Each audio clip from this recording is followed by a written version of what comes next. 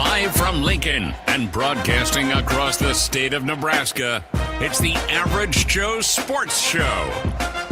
This is the place for Husker sports with the biggest names, the best interviews, and all the inside scoops. I got a front row seat with a big tub of buttered popcorn and a greasy half-live chicken leg.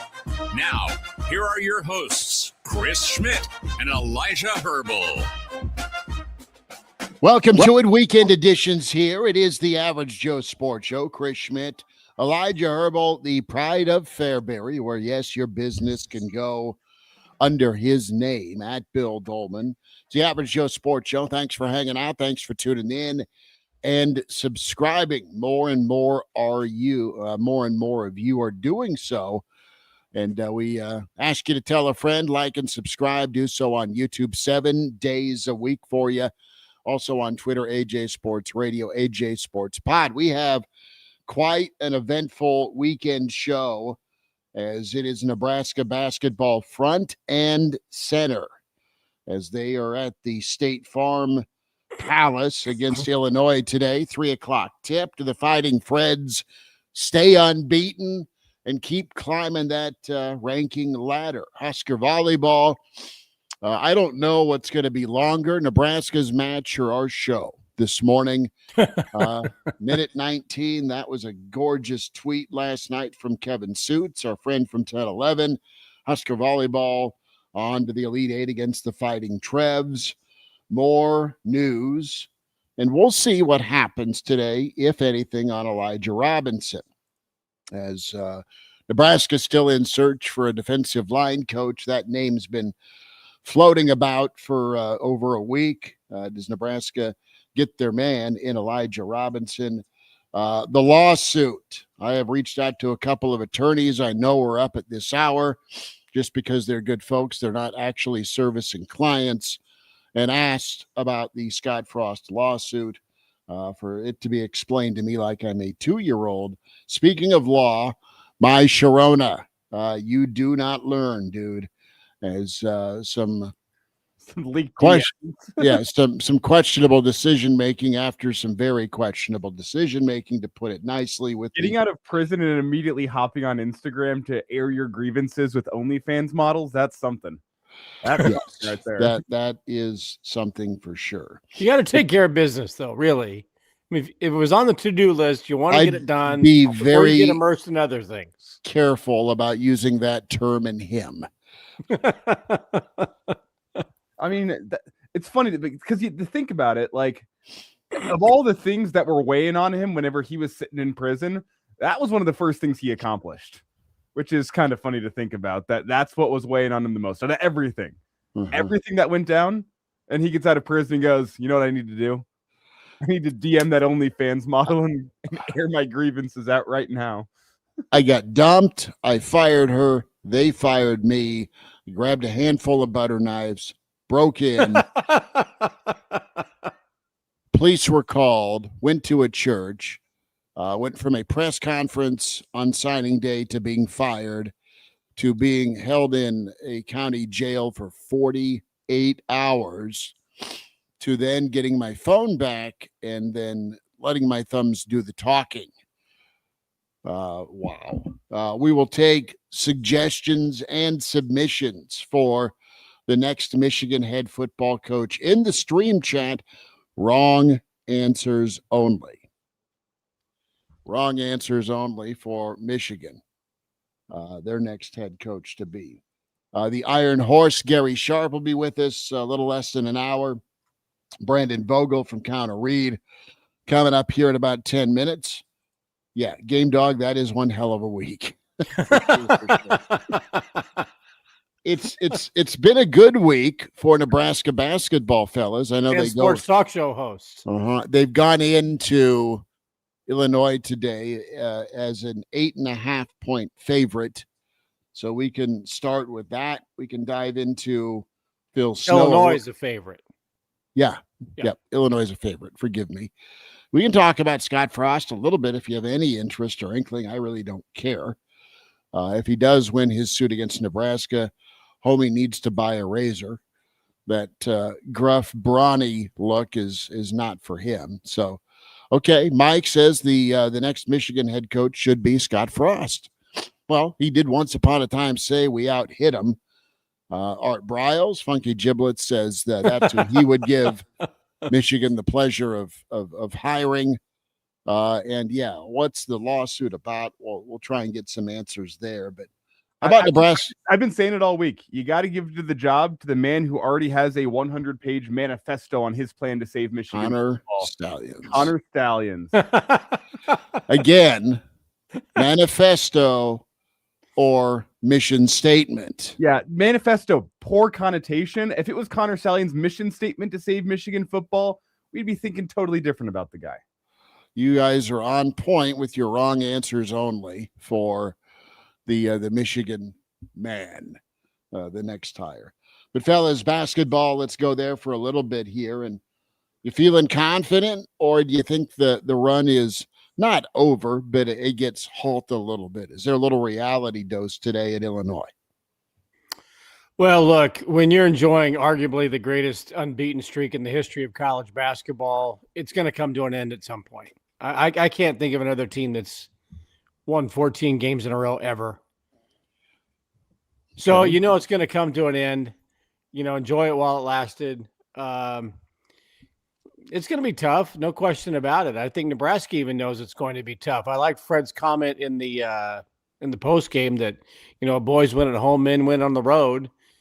And the other sayings in basketball is, defense travels, and only two teams stand out in my mind that are playing defense in college basketball these days. And one of them is Iowa State and the other one is Nebraska. So if you can play defense, I've said it on the last couple of shows with you guys, defense is like the option in football. In college basketball, defense is like that because nobody wants to do it. You got to have buy-in. You have to have a mature team that's going to buy in to do it because nobody in AAU ball is playing defense. Very few high school teams with high-quality athletes, they're playing defense. Everybody wants to shoot a three. Everybody wants to dunk. That's just the way it is, right? And if you have a mature basketball team that understands that if you buy in defensively, you're going to be able to shoot threes. Shoot threes will be the byproduct of wearing down a team so significantly that everything's going to open up for you offensively. Case in point, Nebraska won 90-60. And it's like watching the old Nebraska football or Oklahoma teams or whatever when they ran the option, and they're beating teams 56-7. And one of those touchdowns was a 65-yard touchdown run by a fullback. So you play defense, you exhaust that team, then everything opens up offensively, and then you've got a green light shooter like Price Sanford, who has been everything Nebraska wanted him to be so far. There's a lot to like about Nebraska basketball. But sometimes you're going to run into a team that's just more talented. It's better. They've got the home crowd. But if Nebraska plays defense like it has the last couple of games, they give themselves a shot. And that's all I think that you can ask for in the Big Ten. And I think Illinois is the more talented team. But in terms of a team cohesion, I'm not sure they're the better team. Now, you mentioned something big. That's the home crowd. We have not seen this Nebraska team go on the road and play in front of a road crowd. That's going to change some things, particularly with role players. Role players, they feed off the energy of a home crowd. They'll knock down some shots at home that they don't hit on the road. How does that affect Nebraska? We'll see this afternoon. But one thing that's not in doubt to me is the effort and intensity this team will bring on a night in, night out basis. That's the maturity. That's the veteran leadership. That's the guys you have in that room bringing everyone along with them. I do not doubt the fact that this team will bring effort and intensity to Illinois. Now, you can't go and out effort and out intensity every single team in the Big Ten. You look at your Illinois, your Michigans, Michigan States, even Ohio State, those upper echelon teams of the Big Ten, hey, out efforting them is not going to cut it. Now, those bottom half of the Big Ten teams with the skill Nebraska has, that'll do it for you. And a lot of games this year in the Big Ten, this is one of those games where not only do you have to go out and out effort them, out intensity them, you're going to have to go out and hit some shots that they're not hitting. You're going to have to go out there and hit some crowd silencers. It's a tough ask for Nebraska. I don't count them out in this game in any way, shape, or form, because if you can bring effort and intensity to every single game you play, you give yourself a chance in every single game you play. Now, there will come a time where Nebraska is going to bring the proper effort and intensity this season, and they're still going to go out there and lose by 20 because, hey, the other team's hitting shots and you're not. That's just going to happen. That's the reality of basketball. It's a make or miss sport, and there's going to be games where you're missing and they're making shots. That could happen this afternoon, but I don't question that Nebraska is going to bring the proper effort to go out there and give Illinois a hell of a battle at their place. So we'll see what happens at 3:00 today, but I'm not counting this team out of any game, because if you can bring the proper level of intensity, which they have in every game so far this season, and I believe that they will continue bringing that, you can go out and beat anyone in the country. I think a couple of keys, what we haven't seen this season yet is if Nebraska's not hitting, and specifically Rink has a bad night. Okay, we have not seen Nebraska basketball with Rink having a bad night. Rink's always been steady. He's not always had to go for a triple-double or 20 and 10, right, or 5 assists. But if Rink is playing his butt off defensively and it's just not good offensively, we're saying 3 of 12, something like that, where else do you go? You've got Price, okay, and Price is good, and I love his ability to go off the dribble. It's not just let's launch from 3. I mean, he does a great job and has continued to grow that part of his game all season long, where he'll start with some drives to the hoop. He is such a kind of a dual threat in that route with that realm, I should say, with how he goes after it. I mean, he is a very, mature basketball player. So who can put the Superman cape on if your big dog isn't barking? And that is also a thing. You'll have a bad night, a tough night once upon a time here in the Big Ten this season for Rink, and it is also just how things go. Does Nebraska have a 2A right now? Because what made things so good the other night against Wisconsin was, Rink was able to take over. And then you had Sanford do his thing for a little bit. You made some great shots, some hustle plays, and some momentum swinging, let's juice the crowd up moments with Sammy Hoiberg. And by the way, he hit about every open shot and got to the rim. And then you sprinkled in Berke with his efficiency. And that's where I'm at. I don't know who can step up. I mean, I would nominate Price, but we just haven't seen it yet. Can Nebraska survive that? I mean, I'm honestly looking less at your frontline guys, your Rinks and your Price. And so you're saying Frager? I'm looking more at the role players that haven't gone and played in a truly hostile road environment that you're going to get in the Big Ten. Your Jared Garcias, your Braden Fragers, the guys in this roster that, hey, we know they have the talent, we know they have the ability, but are they able to handle the ups and downs of playing in front of your home crowd and feeding off of that juice to going on the road and having a hostile crowd that you don't know what they're saying to you whenever you're sitting on the bench? You don't know. I mean, the air ball chance if you miss one bad, like there's a lot that goes into going on the road and playing in front of a hostile road environment, which Illinois is going to have today. I mean, 3 p.m. start for the students at Illinois. I'm not sure what else there is to do in Champaign on a day like today. Like drink. Exactly. So we'll see how that goes. But I more look at the role players for Nebraska, those guys that come in and give you intensity off the bench for 15 to 20 minutes. How are those guys going to handle the road environment? That's kind of more my doubt. And we'll find out at 3:00 today. Once upon a time, I wish I could have seen Brandon Vogel take on the Fighting Illini in Champaign. Vogue's a deadly point guard once upon a time at Hastings College. Vogues, how we doing? counterread.com. We've got a whole rundown here between Husker Hoops, feeling it. Is today the day for Elijah Robinson? Husker Volleyball, can't wait to get your take on. And what's the first thing you would do if you ever went to and then got out of jail? What's the first thing you would do when you get out of jail? Good question. I'd probably look for a 24-hour breakfast spot and go that route and like really go all in on a heart stopper, some biscuits and gravy, maybe a chicken fried steak, something along those lines. That seems like the thing to do, because at that point, what is time? It could be 10 p.m., could be 4 a.m., who knows? And you've just done time, so you might as well get some of that time back. Yeah, I guess that's what time is at that point in your experience. You wouldn't reach out on your phone to models? No. I guess unfortunately in a past life, unfortunately now, my phone doesn't have a lot of those contacts. So it is. In a past life, let's dive into the past life here.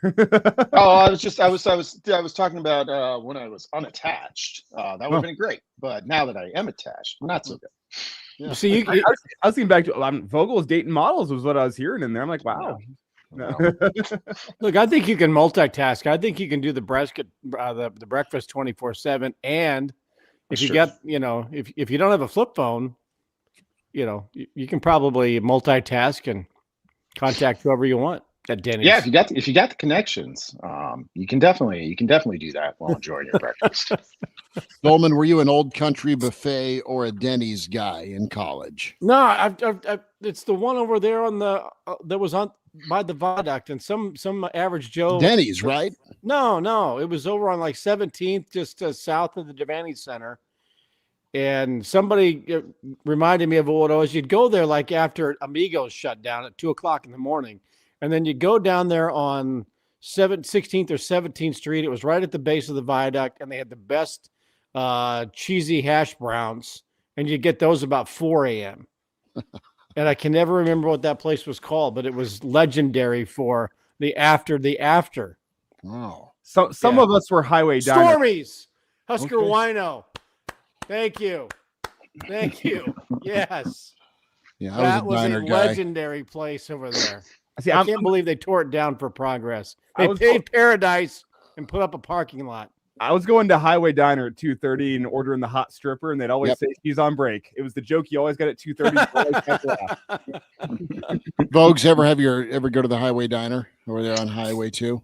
I haven't. As you mentioned, I went to to Hastings College, and I'm forgetting which 24-hour spot was at the Bosselman right there at the I-80 interchange where you could go to Grand Island or you could go to Hastings. That was like the most popular spot due to proximity. But if you really wanted to go in, you went to Ravenna, which is a little bit of a drive. So you had to make sure somebody was capable of driving, safely driving. But the Dewdrop Inn was open 24 hours, and it's called Goop. It was basically a plate of everything: hash browns, eggs, biscuits, gravy. And if you're looking for that sort of thing at 3:30 in the morning, it's usually about the best thing you can find. Hopefully the Dewdrop Inn is still there. I kind of doubt that it is, but who knows? The only good thing to come out of the Sharon Moore saga is breakfast after hours discussions here on the Average Joe Sports Show. Brandon, in all seriousness here, if you're Ward Manuel or whoever is the successor to Ward Manuel, because there you go. Exactly. I don't know how his future is going to be. Who are you looking at if you're Michigan here? I know there's been people out there saying, well, now that Kyle Whittingham's out at Utah, do you look at Whittingham? I know Bill Doleman's on the Kyle Whittingham train. There's the Kalen DeBoer rumors. Where are you going if you're Michigan this late in the coaching carousel? I wouldn't be surprised this late. Now, I don't know if they can wait that long, but if they look to the NFL ranks again, if this isn't kind of a Harbaugh brothers special, because they have this weird scenario where they all kind of share coaches and have a big network, I could see that being a direction. I'd be pretty surprised if DeBoer was in the mix. Now, theoretically, their season could be over relatively soon if they don't get out of the first round of the playoff, but that would surprise me. Whittingham, I think, that it would be a great hire for Michigan, but that would be a pretty big.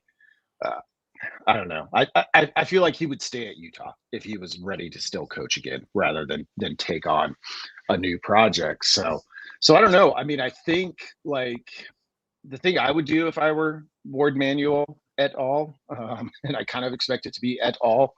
At some point here, would be I would go off the beaten path. I would kind of go the route of a program that isn't as solid a footing as Michigan, which I guess we can debate how solid a footing they're on. And you look to like an up and comer who didn't get plucked already in this cycle. And I think there's a couple of those guys. It doesn't win you the press conference. It doesn't do any of those things, but it's a good reset. Fleck is an intriguing option, I would say. Keeping with the wrong answers only, Anonymous has a Bob Diaco suggestion. All right. James says Mike Riley. They need a Boy Scout right now. That is true. The only reason I say Kyle Whittingham, he's not leaving Utah.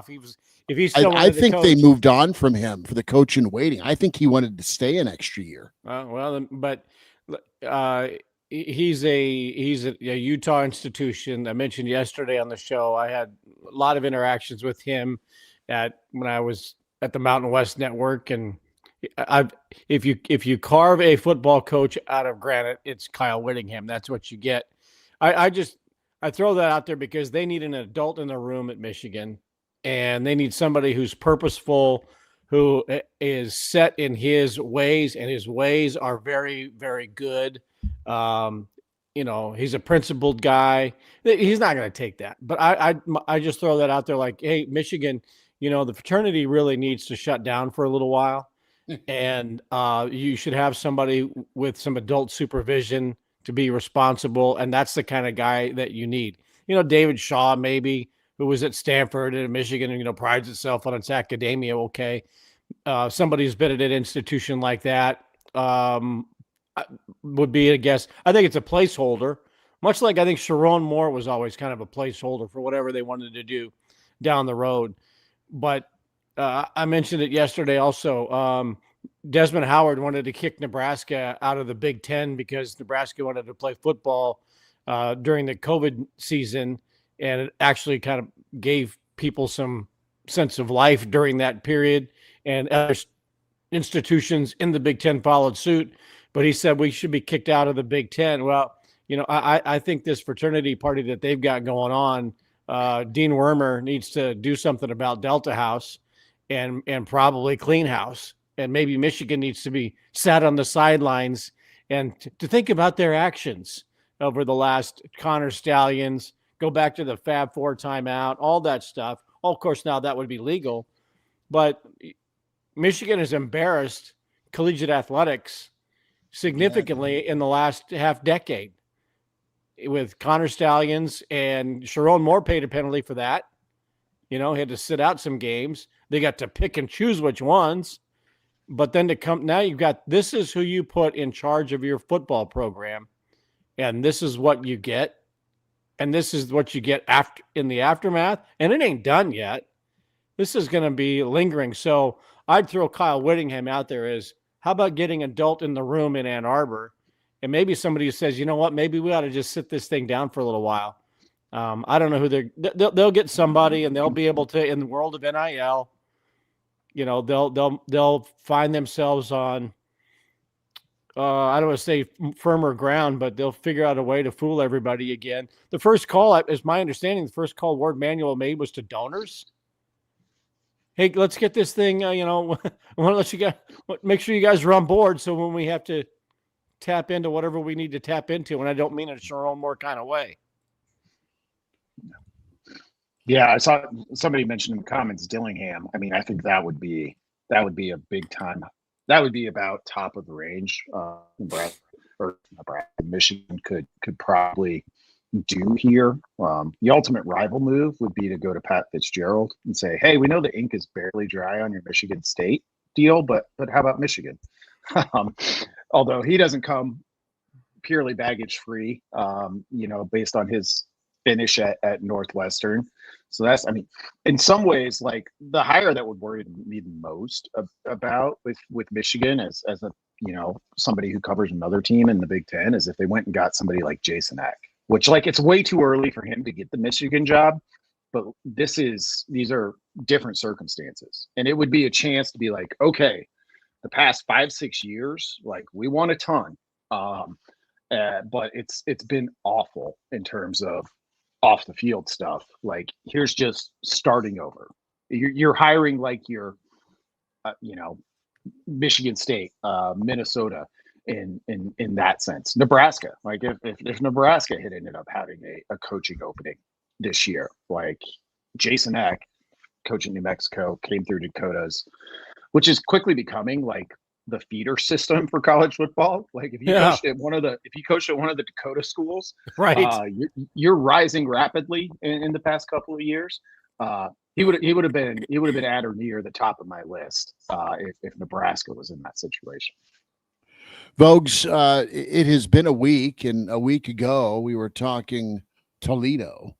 Now we know most of the staff is rounded out with Wade the hire, of course, Orich, Manning, part of that transition from San Diego as an edge guy as well. We're waiting on word on Elijah Robinson. What's your take on the week that's been with the Rule hires? What do you think of these? And what is the percentage of oh no? Because there is a little bit of oh no. You're having to make changes. There's oh yes, because you are making changes, and you've done so pretty quickly. But the point is you're having to make changes. So give us a thought on just what are the odds these are successful? They're the right moves. You think the transition works from Mountain West to Big Ten? Yeah, I would say Nebraska's a slight favorite in that they work based on like kind of almost everything we can know now. Like at a certain point, you just got to see it on the field. But X got a long track record, not X. Wade has a long track record of doing it at multiple places. So I think you feel pretty solid about that one. And Thursday in the Counter Read newsletter, I did kind of a comparison of Wade and Orich. Those were the two that we knew for certain at that point. Didn't get to Miller, but and it shows what you would hope it would show. Like you don't make these changes and then come in with the guys like, yeah, everything looks pretty bad last year, but just trust me. So that's not what's happened here. With Orich, I guess the only potential red flag is like the sample size isn't huge, but in this case, I think that's good. I think this staff, when you look at its makeup, it's got a good blend, but it could have used. I favor a younger defensive coordinator who's kind of ascending for certain over somebody who had direct connections to the staff in the past, or just like you would have been in good shape with a Justin Wilcox, but in some ways, I'm almost more intrigued by going younger in that spot and saying, yep, we think this guy is like, we're buying the upside on this guy rather than we're paying face value, and we hope to know what we're going to get, because the reality is in coaching changes, certainly true at the head coach's spot, and I think it's true at the coordinator spots, is like you don't often know what you're actually going to get. There's a lot of moving pieces. So with what Nebraska has done so far, I think it's all pretty encouraging. That's always the case this time of year. You can always find things to get excited about with a new addition, the guy that's going to come in and everything's going to be different and change everything. But Phil Stowe's comments yesterday about Nebraska's struggles on defense and kind of where they were at was kind of eye-opening, I thought. It's Brandon Vogel with us here, a weekend edition of the Average Joe Sports Show. And Brandon, whenever you look at these hires, to go big picture, is this a reset for Nebraska? Is this admitting the faults of the first 3 years and changing course? Or is this the next step of the rebuild, saying, okay, we got the first 3 years out of the way, and now we can go and get some guys. Whenever you look at a guy in Orich, a guy in Wade, hey, maybe we couldn't get these guys a couple years ago, but now that we have some talent in the room, these guys are willing to step forward. So is this a reset, or is this the next step of the rebuild? Right now, it feels closer to a reset. If it works, it'll feel like the next step in the rebuild, which is what you're hoping for. And it doesn't feel like Nebraska's just scrapping a ton of stuff that it's built on in some ways and making a change at the O-line and making a defensive coordinator change that probably brings them closer to what they were under Tony White the first 2 years.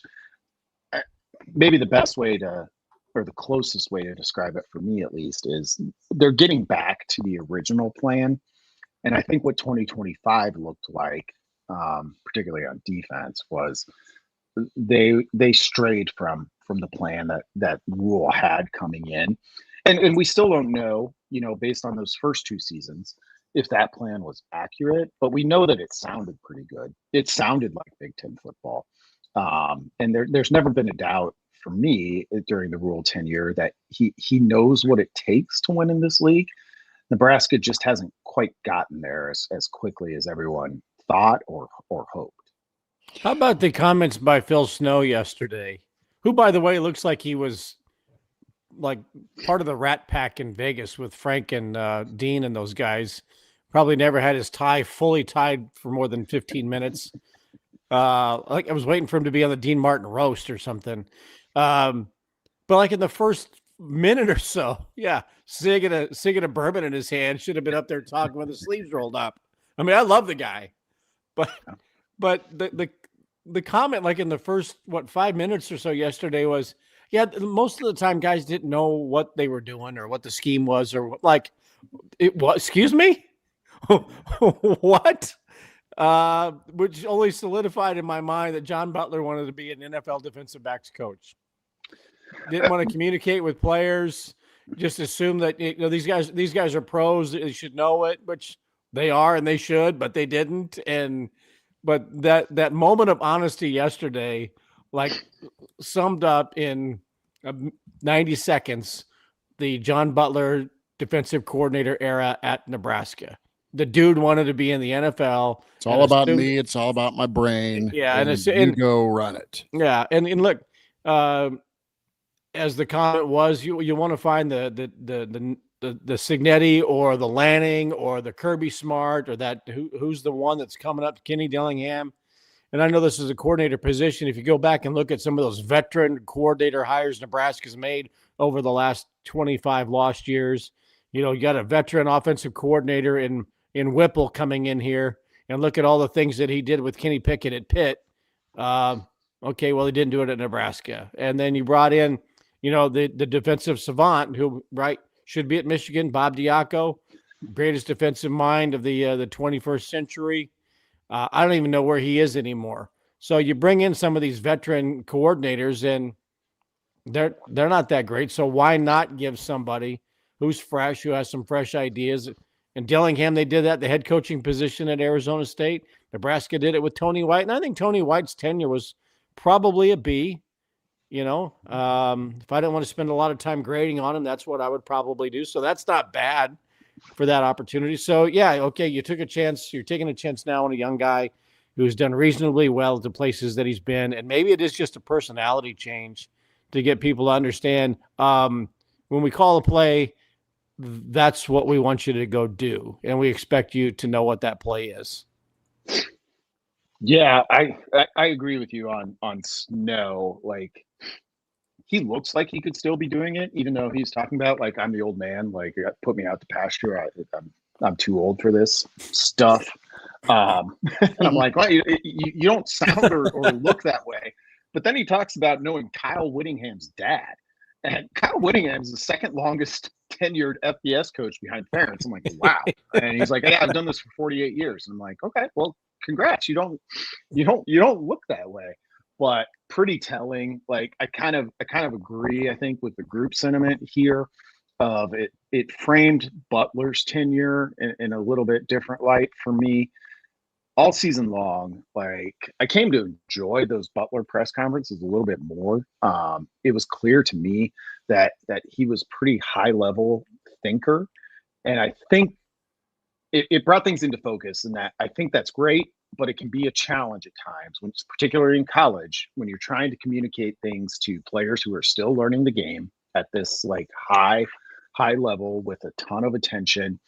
And it also can be limiting in that you're like, well, yes, this is very high level. This is good. Like, it should work, but if you can't execute it, it doesn't work. And we know that Butler left Buffalo because he basically was like, I'm a defensive coordinator and I just need to, I'm betting on myself. And he got that opportunity at Nebraska, and it kind of fell apart over the final third of the season. And that's, that stinks for somebody, but it kind of points to, I think, what Chris and what Bill were hinting at and saying of, oh yeah, it might have just been like a little bit of the Diaco syndrome. We're like, believe me, guys, the theory here is sound. That's great. You want that, but in practice, it's got to match the theory, and sometimes that translation is tough. You guys realize, as you look back at Phil Snow's history, I didn't realize Phil Snow was the defensive coordinator who shut out Nebraska in 1996 whenever he was at Arizona State. I just had that together. Sorry, Derek Rogers helped with that. I didn't realize he was the bus driver because he was sent out there yesterday to drive the bus over everybody that was under it. And then he put it in reverse. Let's back it over. Brandon Vogel with us from Counterread, counterread.com.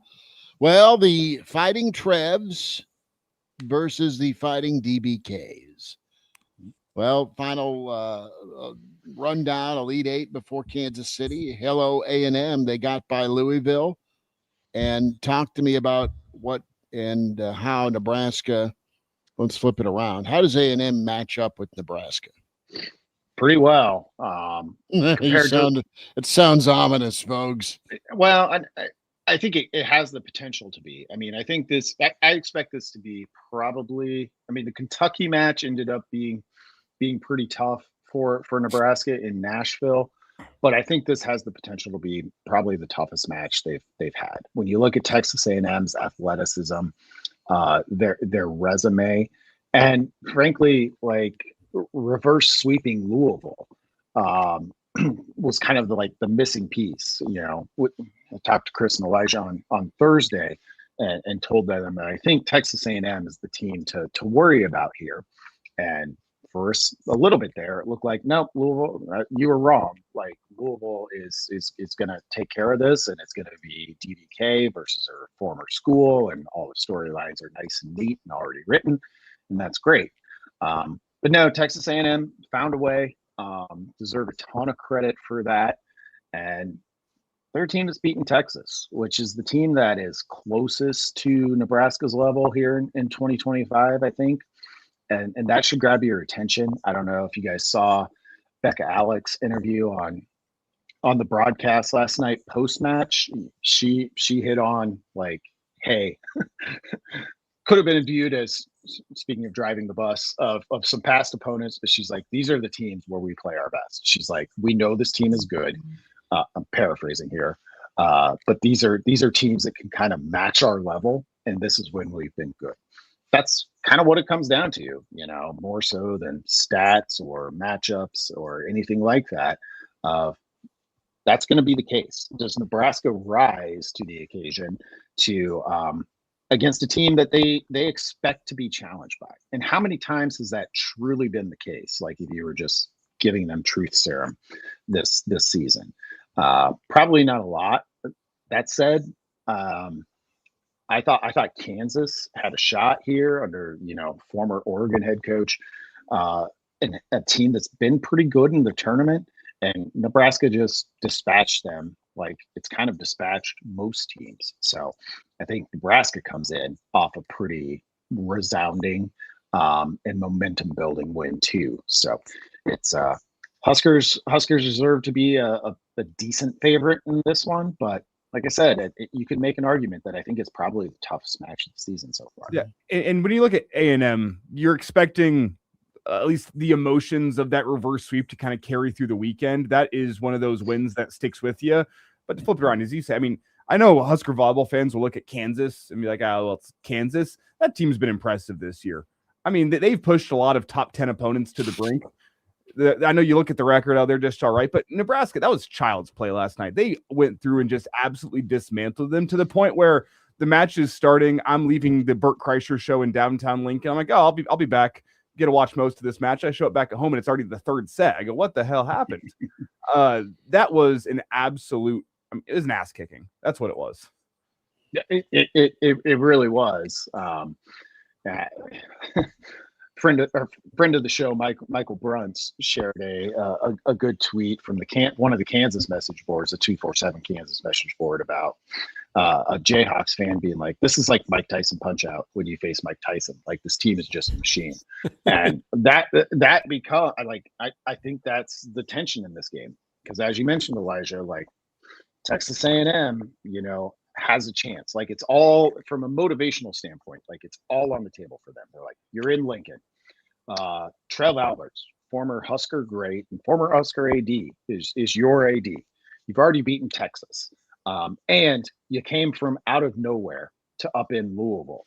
So go do it. From a momentum perspective, it's all their side.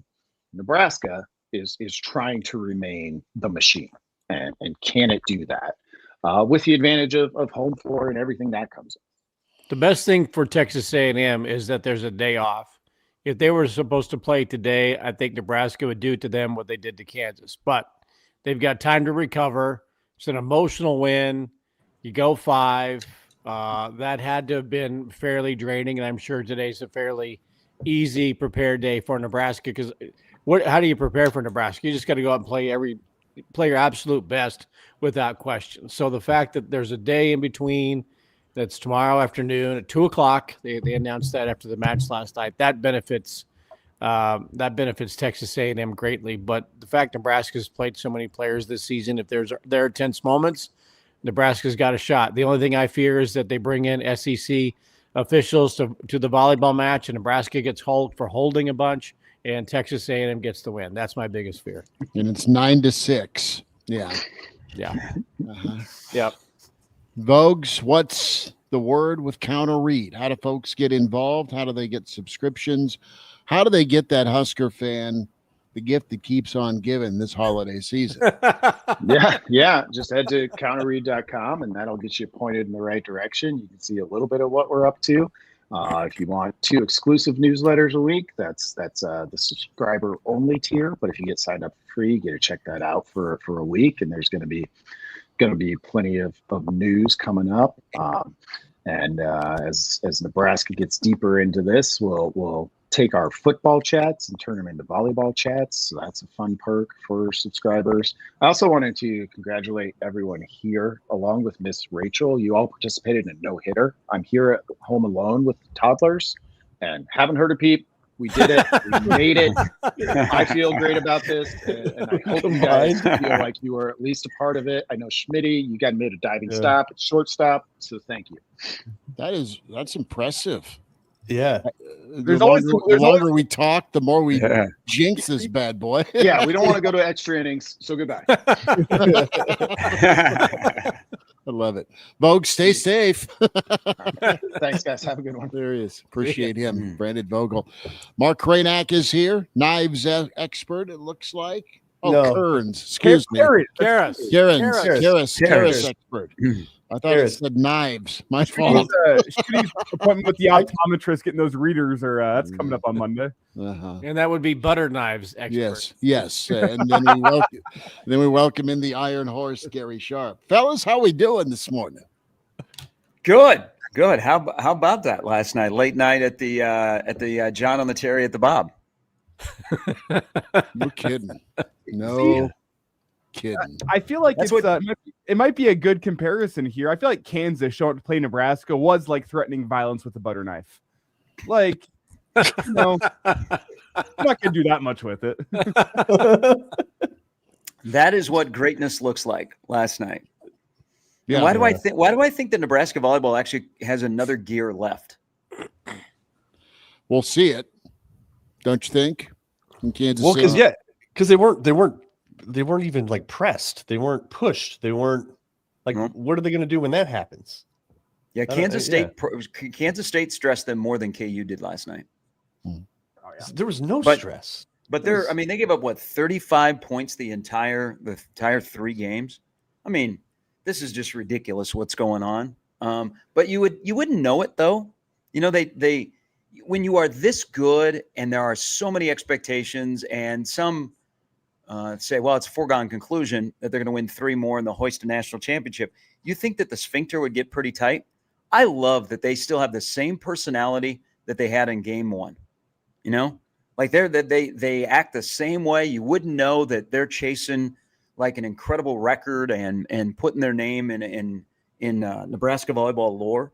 They just go about their business. They're a fun team to watch. I think everybody's embraced them, and damn, they just dominate. And you know, where are their weaknesses at? We're going to find out. You guys were just talking about what Texas A&M has to do in game planning. We're going to find out where Texas A&M thinks that Nebraska's weaknesses are. But I can tell you, watching this team all year long, when Nebraska thinks they have a weakness, they turn it into a strength, or they hide that weakness because they're setting in the middle and their pins are so good. And then you have Bergen Riley. Yeah. And that is one concern coming out of last night moving forward is you just lost your backup setter, Campbell Flynn, for the rest of the season, which leaves you with 1 setter on your entire roster. If anything were to happen, I'll knock on some wood here for the Husker fans out there, but Bergen Riley is now it setter, and she's fantastic. But if anything were to happen there injury-wise, it really changes your fortunes. I mean, I think Maisie Bozer would be your setter for the rest of the season. She was last night, yeah. That would be a major concern. That is the one concern I have coming out of last night, but everything else was, I mean, A+. Well, and all you got to do is throw it up to Purify at the end of the game. You know, so that's the Zach Taylor gonna be playbook. I mean, Riley knows that. Just find Andy Jackson. Yep. I mean, Andy Jackson is somebody tweeted at me last night and asked if that's the best pure athlete that's played at Nebraska. And I think we could make a nice little list. You know, somebody who, when I first got introduced to Nebraska volleyball, remember Grace Elise Shapiro? Yeah. I mean, she was unbelievable athlete, but what Andy Jackson is able to do with a volleyball, I mean, I always say, you know, it's great that every Nebraska volleyball match is on TV and they've got they are the Connecticut women's basketball of volleyball, but they also, in my opinion, have the biggest brand of a female collegiate athletic team in the country. Is you watch it on TV and you're like, wow. I think volleyball is appreciated another step when you watch it in person because you see the power of the athlete. And Andy Jackson is one of those that you watch on TV and you go, how does she do that? Her head is above the net. I mean, the power when she swings through. Then you watch her in person and you're like, I don't know that I'd want to be across the net from her. And you got to be across the net from Rebecca Alec and Andy Jackson, those two. And then there's the rest of them. Good luck. Yeah, they get a gal named Harper Murray too is pretty good. And yeah. Oh, I know the Husker football team puts on that dunk contest every year at the halftime of Husker basketball games. I'd like to see Andy Jackson in the dunk contest. She gets there. Like her eyes would be at the rim, going between the legs, yam it home. She is an incredible athlete. The unfortunate thing for Andy Jackson is, and as I've watched her over the last couple of years, I think she might be the most athletic and she might be the best volleyball player Nebraska has ever had. And I think, well, they did have Jordan Larson. Okay, so there's Jordan Larson, and then that's always good. I mean, she's the greatest player in the history of the game. But Andy Jackson athletically, and her serve's good now. She can play back if she has to. Saw her make a couple of nice digs. And you're right. Her athleticism it's an unstoppable pitch to hit, an unhittable pitch. When she throws it at you. So she is a great player. And Harper Murray gets all the attention, and I guess deservedly so, but Bergen Riley and Andy Jackson certainly deserve to be right in the conversation for the player of the year and among the best of all time. And they're fresh. I mean, you know, like John, I think as the season went on last year and you know, it seemed like Nebraska was tight. They were really, really good, but they were tight. And that personality that they definitely have in this program, because they let them be college women. Okay. They love to be on TikTok. They like to, you know, do things. I thought they got really tight last year, but they also didn't play a lot of people during the course of the season. And they were kind of worn down at the end of the year. This team is really fresh because Danny has treated the whole year as, you know what, every game we're looking to get better, and I'm going to play the players that help me get better.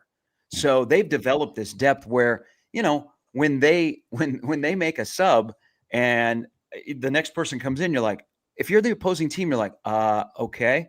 I would buy a ticket to go see Nebraska practice good on good. No kidding. That probably, I bet that is better than about 85% of the matches that they've had this year. Is Nebraska good on good? Well, and guess what? They don't have any other choice when they practice. Mhm. That's all they So can it makes practice them. with. So it makes both sides really good. Yeah. And there's been a couple things that have been said this weekend that like make you realize what the feeling is inside that room. And I wouldn't put it at disrespect, but there's a press conference moment from Andy Jackson where she was asked, hey, like there's some pretty good middles in this regional. Like, how excited are you to play him? And she goes, I don't really know anything about any of the competition we're playing, but that's pretty exciting. And then you had Rebecca Alec last night after the match was asked about A&M, like, oh, how excited are you for that? And she's like, I'm so excited. It's great to actually play some good teams. It's like this team knows what they are. It's not disrespect, but it's just so much self-confidence that they know how good they are. They know how good their backups are, how good the players are that they're practicing. And like, I think some people out there might see it as, oh, look, that's disrespectful to the opposition. I just think they are so extremely self-confident in what they have this year that it is legitimate. Like, oh, cool, a challenge. We haven't seen one of those in a while. Yeah. Well, and how about if you're Danny Busboom Kelly too, for walking in? I mean, she walked into a perfect situation, right? She's walking into an Olympic team, right? And at that point, you can go take it a couple ways. You can try to put your stamp on things. You can overthink it. You can do a ton of tweaking. Don't screw it up. It's honestly a master class. It's almost like Phil Jackson style back in the day of like, how are you going to get Jordan and Pippen and Kukoc and all them to like, well, one thing you can do is kind of stay out of the way, right? Yeah. And just let them do their thing and make sure their confidence is up and just worry about managing personalities more than you have to worry about the volleyball, because it doesn't matter what they're running. Now they're going to dominate. Now, the one thing, and John, when he retired, didn't steal the cupboard. He left the cupboard fully stocked. But I think the fact that him and Danny Busboom Kelly have had a relationship where they talk volleyball and they talk inner workings, you already have a head start on, because you played here and you've watched it and you've coached here before. You have an understanding of what this is. And it's a beast. It's an absolute beast. And it can consume you or you can feed the beast. And I think she came in with some knowledge already at hand, and she's put her tweaks on the program, but she's done it in a form where the athletes don't go, oh my gosh, she's anti-John Cook. She just is furthering some of the things that John did, and she's putting her spin on it, and they have adapted. And, the other thing is you basically have handed off, she was going to the Final Four at Louisville. She comes here in her first year, and she's 3 matches from unbeaten in a national championship in her first year, just like John did. I mean, Nebraska right now went from the best coach in the sport to the best coach in the sport. That's the handoff. It's kind of like Ohio State football, Urban Meyer to Ryan Day. Mm-hmm. Yeah. And it's so funny, too, in hindsight, if you think about what was in her contract at Louisville. It's unheard of. There's no equivalent in football or anything else where it's just like, hey, my buyout is $5 trillion. Unless Nebraska comes calling. If Nebraska comes calling, there's no buyout. Are we clear? It was they're like, sure, no problem. Yeah, sign that contract. And we were all still kind of a little stunned about John retiring last February, but still, everybody was going, well, I wonder if Jordan. No, I wonder if no. It was always going to be Danny Busboom Kelly because she gets it. And then the bottom line is she's really, really good. Mm-hmm. Okay. You can't just be, hey, you got a Nebraska connection. You've been kind of successful. No, she's really, really good. And, tomorrow will be a little bit of a tension convention, I expect, because that's the final time at home. It's a chance to get to Kansas City. And then once you get to Kansas City, you can take a little bit of a deep breath and go, phew, just 2 more. But man, they are rolling. Last night, Kansas State, I think, they got Bergen Riley moving a little bit, and they weren't great setting for the pins against Kansas State. Last night, they fixed that. They came out and they were roaring right away. And one thing, I don't want to say, sorry, Bill, go for it. Well, I was going to say, I've mentioned it before, the fact that she's gone so deep into her bench so that when things do get tense, if she's got to put Stigler or Obeche or Landfair or Adriano, John got down to about 8. And if it got tense and you're looking for that spark off the bench, it's like that spark off the bench hasn't even gotten a chance to get lit yet at the whole season. And so those substitutions were like timeouts. Now you've got, many Christmas, 10 players that have gotten significant, and freshmen. They're ready. If it's not there for somebody can come in off the bench and the level of play is elevated. The other thing I want to say is, look, we all I think enjoy doing our shows and all that. But if you want to watch something that's fun on the radio or whatever the internet, watch John Baylor, our buddy, do his show with Danny Busby Kelly. I mean, it is the John Baylor show, and what he brings out in her personality is classic. So I encourage people that if you ever have the opportunity, even go back and just watch some of the interactions that JB, our buddy, has with her. Hey, Danny, she laughs. We all got the JB. We all got a JB in impersonation. All the years with the Salt Dogs and Gary with his, and we're all just friends with one of the best guys ever. But he brings out her personality. I mean, it is amazing. She gets to giggling and she's just enjoying the ride. And I think JB is. I'm loving the fact that JB gets to be on this ride again too. I wonder how Lauren feels about getting kicked out as the color commentator. Like, sorry, daughter, you're out. Like, Dad, you just I lost my job because my dad retired. What I not worried. I wondered how John would make the transition to doing TV or radio. Yeah, he's really, really good. I think he has gotten better as the season has gone along, and he's got more comfortable. His insight on those, last night on the radio, and then what he has done on the Big Ten Network, that's invaluable. I know he's got so many other things going on in retirement, but he has been really, really good as a commentator. And usually first-year coaches out of the business, they're a little bit choppy. I think he has aced that as well. Was that a pun? Yes. Hey, the quote from JB the other day, Gare, we're going to rage in the cage in Kansas City. Can't wait. He goes, I got a pull-out couch. It'll be great. Last thing I'll say here with this volleyball team is it feels like a matter of when, not if, they're in Kansas City. And we know it's probably going to be next week. Not to completely overlook Texas A&M here, because they will provide the biggest challenge of the NCAA tournament so far. I do agree with that. But, I'm not sure how big a challenge that still is, and I hope I'm not wrong there. But when this team is in Kansas City, expect, to me, I mean, this, and I know you're going up against NFL on a Sunday. You got the semifinals on a Friday night. Like, this team's going to break some records with viewership. The sport of volleyball is exploding, and people are looking for that dominant team to go and watch. Husker volleyball, it's making the rounds on social media. Everyone knows how dominant they've been. Expect that this team will break some records. I think this team will be very, very good for the sport in the coming years, because people are going to tune into the Final Four and be like, oh, Husker Vol, they're undefeated this year. Let's go see what this is all about. And people are going to go see a dominant product on the court in Kansas City.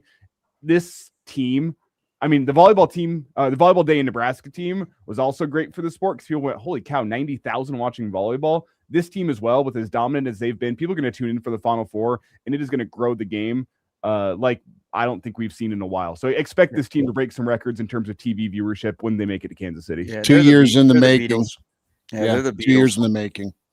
And they can pay it off. Hey, the Iron Horse, Gary Sharp, Mark Kraynak, Bill Doleman, Elijah Herbel, Chris Schmidt, reset it. Go ahead, Sharpie.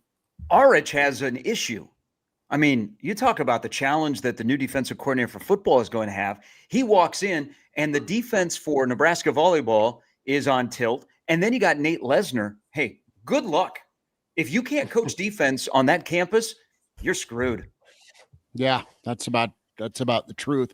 What do you guys think, Sharpie, Kraynak, Elijah, and Bill and I've had plenty of time to rap about the hires.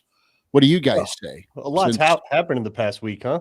Yeah. I was kind of like, just like a few hours. It was all Toledo radio a week ago. Yeah, I was like, can we burn the tape? What are we doing? Mark, what else has your studies of Vince Karras told us here this week? Oh my God, he likes Syracuse. I've shifted over to Orich and a little bit on Phil Snow. Which, by the way, if you were going to like AI generate how a 48-year veteran in the coaching industry sounds, I think you'd come up with Phil Snow. Did you hear that guy? Yeah. Did you hear, I mean, he sounds exactly like you would expect somebody like that to sound. And it's funny, as we're talking about Danny Busboom Kelly, as we're talking about the Nebraska volleyball team and what makes them successful, it's that, and it's something that Rule has been seeking and hasn't been able to get. Just that idea of like playing free. right? I've just got like they're not stressed, and maybe they're not stressed just because they're boat racing everybody. That's part of it. But right, and Gary mentioned it. Their sphincters aren't tight. That's what Nebraska's Nebraska's defense's problem has been for a while.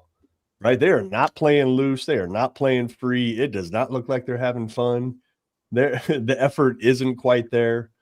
You hope Phil Snow a lot of can paralysis going on with the defense. Right. You got people overthinking like exactly what you're going to do defensively. So, I mean, it's good that Rule finally said it out loud. I hope it's just not $1 short, day late. Right. Because I don't think Rule can, I'm not sure they can afford another. You better have made the right hires. Right. I don't think they're, I mean, maybe they can, because it would cost like $80 trillion to buy them out. But right, like you have just to don't want the program to be set back even further with this hire and the progress. You've been to a bowl game, you're going to another bowl game. Are you going to start climbing the ladder and beating people that actually matter or not? Right. So, I mean, right. And so we, how much San Diego, just like we all watched a ton of Toledo football or didn't, probably haven't watched a ton of San Diego State football either. Right. Are they even on TV? I mean, that's the one team where I'm just like, I don't think I'm just like CBS Sports Network. I haven't watched San Diego State since the Marshall Falk era. Right. When he busted loose on Miami for 156 yards and just, that was incredible. He was the only one to get a 20-plus yard run on them the whole year. And he did like 3 of them. So it's good from the standpoint of what you hear about Orich. Right. And it's honestly, it's kind of a similar conversation that we were having about Karras. Right. They seem they're kind of cut from the same cloth. So as much as you liked what Karras was potentially going to do, is copy paste and apply to Orich. But I think the bigger one out of all the, and I know it's only been a week, which is crazy. I think the bigger one is Raiola, Donovan Raiola getting let go. Right. Like that was pretty wild. They've gone with 2 fellas offensive line options, and that signifies they've listened to somebody where, hey, why not spend money on 2 offensive line coaches? And you've got Teasley with whatever his role is. He's known as a recruiter. You've got Jeep Wade, who I think has worked for a really good offensive line guy at Georgia Tech, and Wade's got his history. You went and got Manning, that was your edge guy. Once you got elevated to DC, if you're Orich, the next shoe to drop is, depending on who you're listening to, is Elijah Robinson. So it looks like Rule's going with guys that are really well-known recruiters and also pairing them with really good developers for the lines of scrimmage. You have both barrels, so to speak, and better late than never, because maybe you got some recruiting wins, but were those guys ever developed? Or maybe you got some guys under the radar, but okay, they weren't quite good enough to make a dent as soon as they needed to on the roster. Well, you're no longer having learn on the job guys. And sometimes that can work out. It's not like it can never work out. Sometimes it could work out. It worked for what's his name? Fisher, the receivers coach a long time ago for Pelini. I mean, he was, he didn't have much experience, but he did a pretty good job. Yeah. He did a pretty good job with the receivers. He was a good wide receiver coach. Yeah, but it's less likely, right? It's a lot less likely. So you're subbing Donovan Raiola, he wasn't even an O-line coach in the NFL. He was an assistant O-line coach in the NFL, right? Same with Terry Braden. He was an assistant D-line coach in the NFL. Same with John Butler. He was a DB's coach in the NFL. He had 1 year at Penn State as a D coordinator. Now you're bringing in a guy that has defensive coordinator position or experience at a Division I level. Jeep Wade, I mean, Georgia Tech's off the mat, right? And they've been a formidable offense. He can recruit the Southeast. He's a longtime offensive line coach at the Division I level. So in my mind, at least experience-wise, resume-wise, you've upgraded across the board. So good on Rule for recognizing that, right? Good on, and again, you just hope it's not a little too late. And you're also a little befuddled of like, how did you not start there? How did you not start with that in the Big Ten at a program like Nebraska? Like that, it's not a learn on the job place. And one of the things that I brought up with Brandon that I was kind of wondering about is 3 years ago, would Jeep Wade and Rob Orich pick up the phone call from Nebraska? That's kind of the question that I have in terms of both resources and the talent that you have in the building. Because coaches, they care about that. They care about, hey, who am I going to show up and coach? I know in the transfer portal era, you can still go out and buy guys, go and bring in some talent. But I wonder if guys like Orich, guys like Elijah Robinson, if that does end up coming to fruition, which who knows, guys like Jeep Wade, do they even pick up that phone call from Nebraska 3 years ago whenever Matt Rule shows up? That's a question that I have that I'm not sure we'll ever get the answer to. Yeah, let's I think, I brought this up. He has a offseason project that he's got to fix. He fixed fumbles. He fixed special teams. He's got to fix his defense. And he is fixing his defense also in a way, I'm a firm believer that Matt Rule can't beat anybody that doesn't have more talent, is a more talented team. Just hasn't been proven. So what are you doing? You're hiring guys that drop into the bucket of recruiters. I question some of their evaluation on guys that are on this roster. Because we want to be in the D world, but you got to be in the E world first to evaluate and project, to look at a player on film or in person and go, okay, this is what he can do in our program. And by year 2, this is where he's going to be at and he'll be a contributor. And I don't know that that's a strength. So maybe they're turning the corner on hiring guys that's more of their strength. But if you look at the defensive line, he should have never been hired. It was a worst case scenario to hire a guy that had never coached in college, and you have a brand new defensive coordinator, and you have a young defensive line. You just lost a really good defensive line coach, and you lost 2 stalwarts, and you're handing him this. And also, he couldn't recruit. So, Rule mentioned it this week. If you can't recruit, you're probably not going to be here. Now, we'd love to have guys that can coach and recruit. Those sometimes are a dime a dozen, and if you get them, you keep them. I just think he's correcting, and you look at the defense and said, hey, this is what we got to do. But I think there's one key thing, and it's a little bit schematic, a little bit personnel, is they keep going back to 11 as 1. When Riley Van Poppel brought up energy, we didn't have the energy after the Iowa game. Guys, that was only 2 weeks ago. That was startling. I think Rule was already down the path of, man, we got to make some changes because I see what's coming in 26, and we have a chance in 27 with the class we're building. And when he heard energy, he was like, okay, we have a defense that is misaligned, that just cratered at the end of the year. Guys had no energy. Why didn't they have energy? Did it start at the top? Defensive line was a mess. You look at offensive line, 11 as 1 is where I'm listening there. Rule has talked 11 as 1. It almost seemed like the offensive line was separate from the rest of the offense. And I think Rule, it just became a time, guys, where, if you're going to make a move, this is probably the time to make a move. If his name is Donovan Smith, does he get another year? I don't know. But it's a big move for Rule, not only necessarily because of the connection to the family and that what that name means to Nebraska, but also the reason you retained Donnie was because he taught the philosophy that you wanted. So it's kind of a tell. It's kind of a tell on 2 firings. One on defensive line. Yeah, I like to give guys their first start.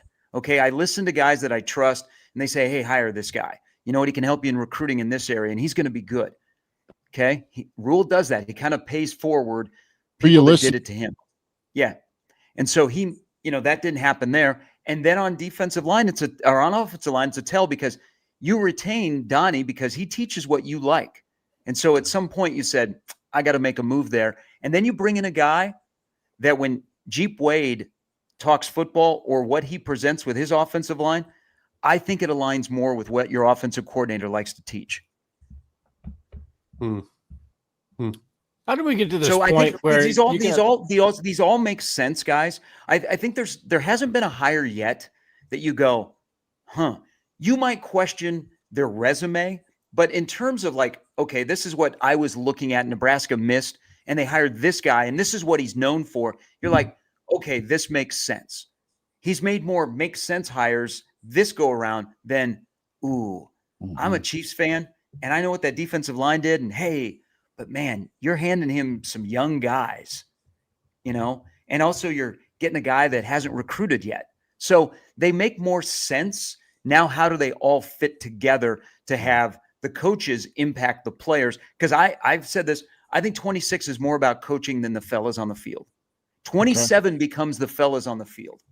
But the sense of urgency, you can't deny that they know what they're up against, and they have been kind of average for 3 years. They don't want to be average anymore. How did we get to the point where coaching staffs are unlimited?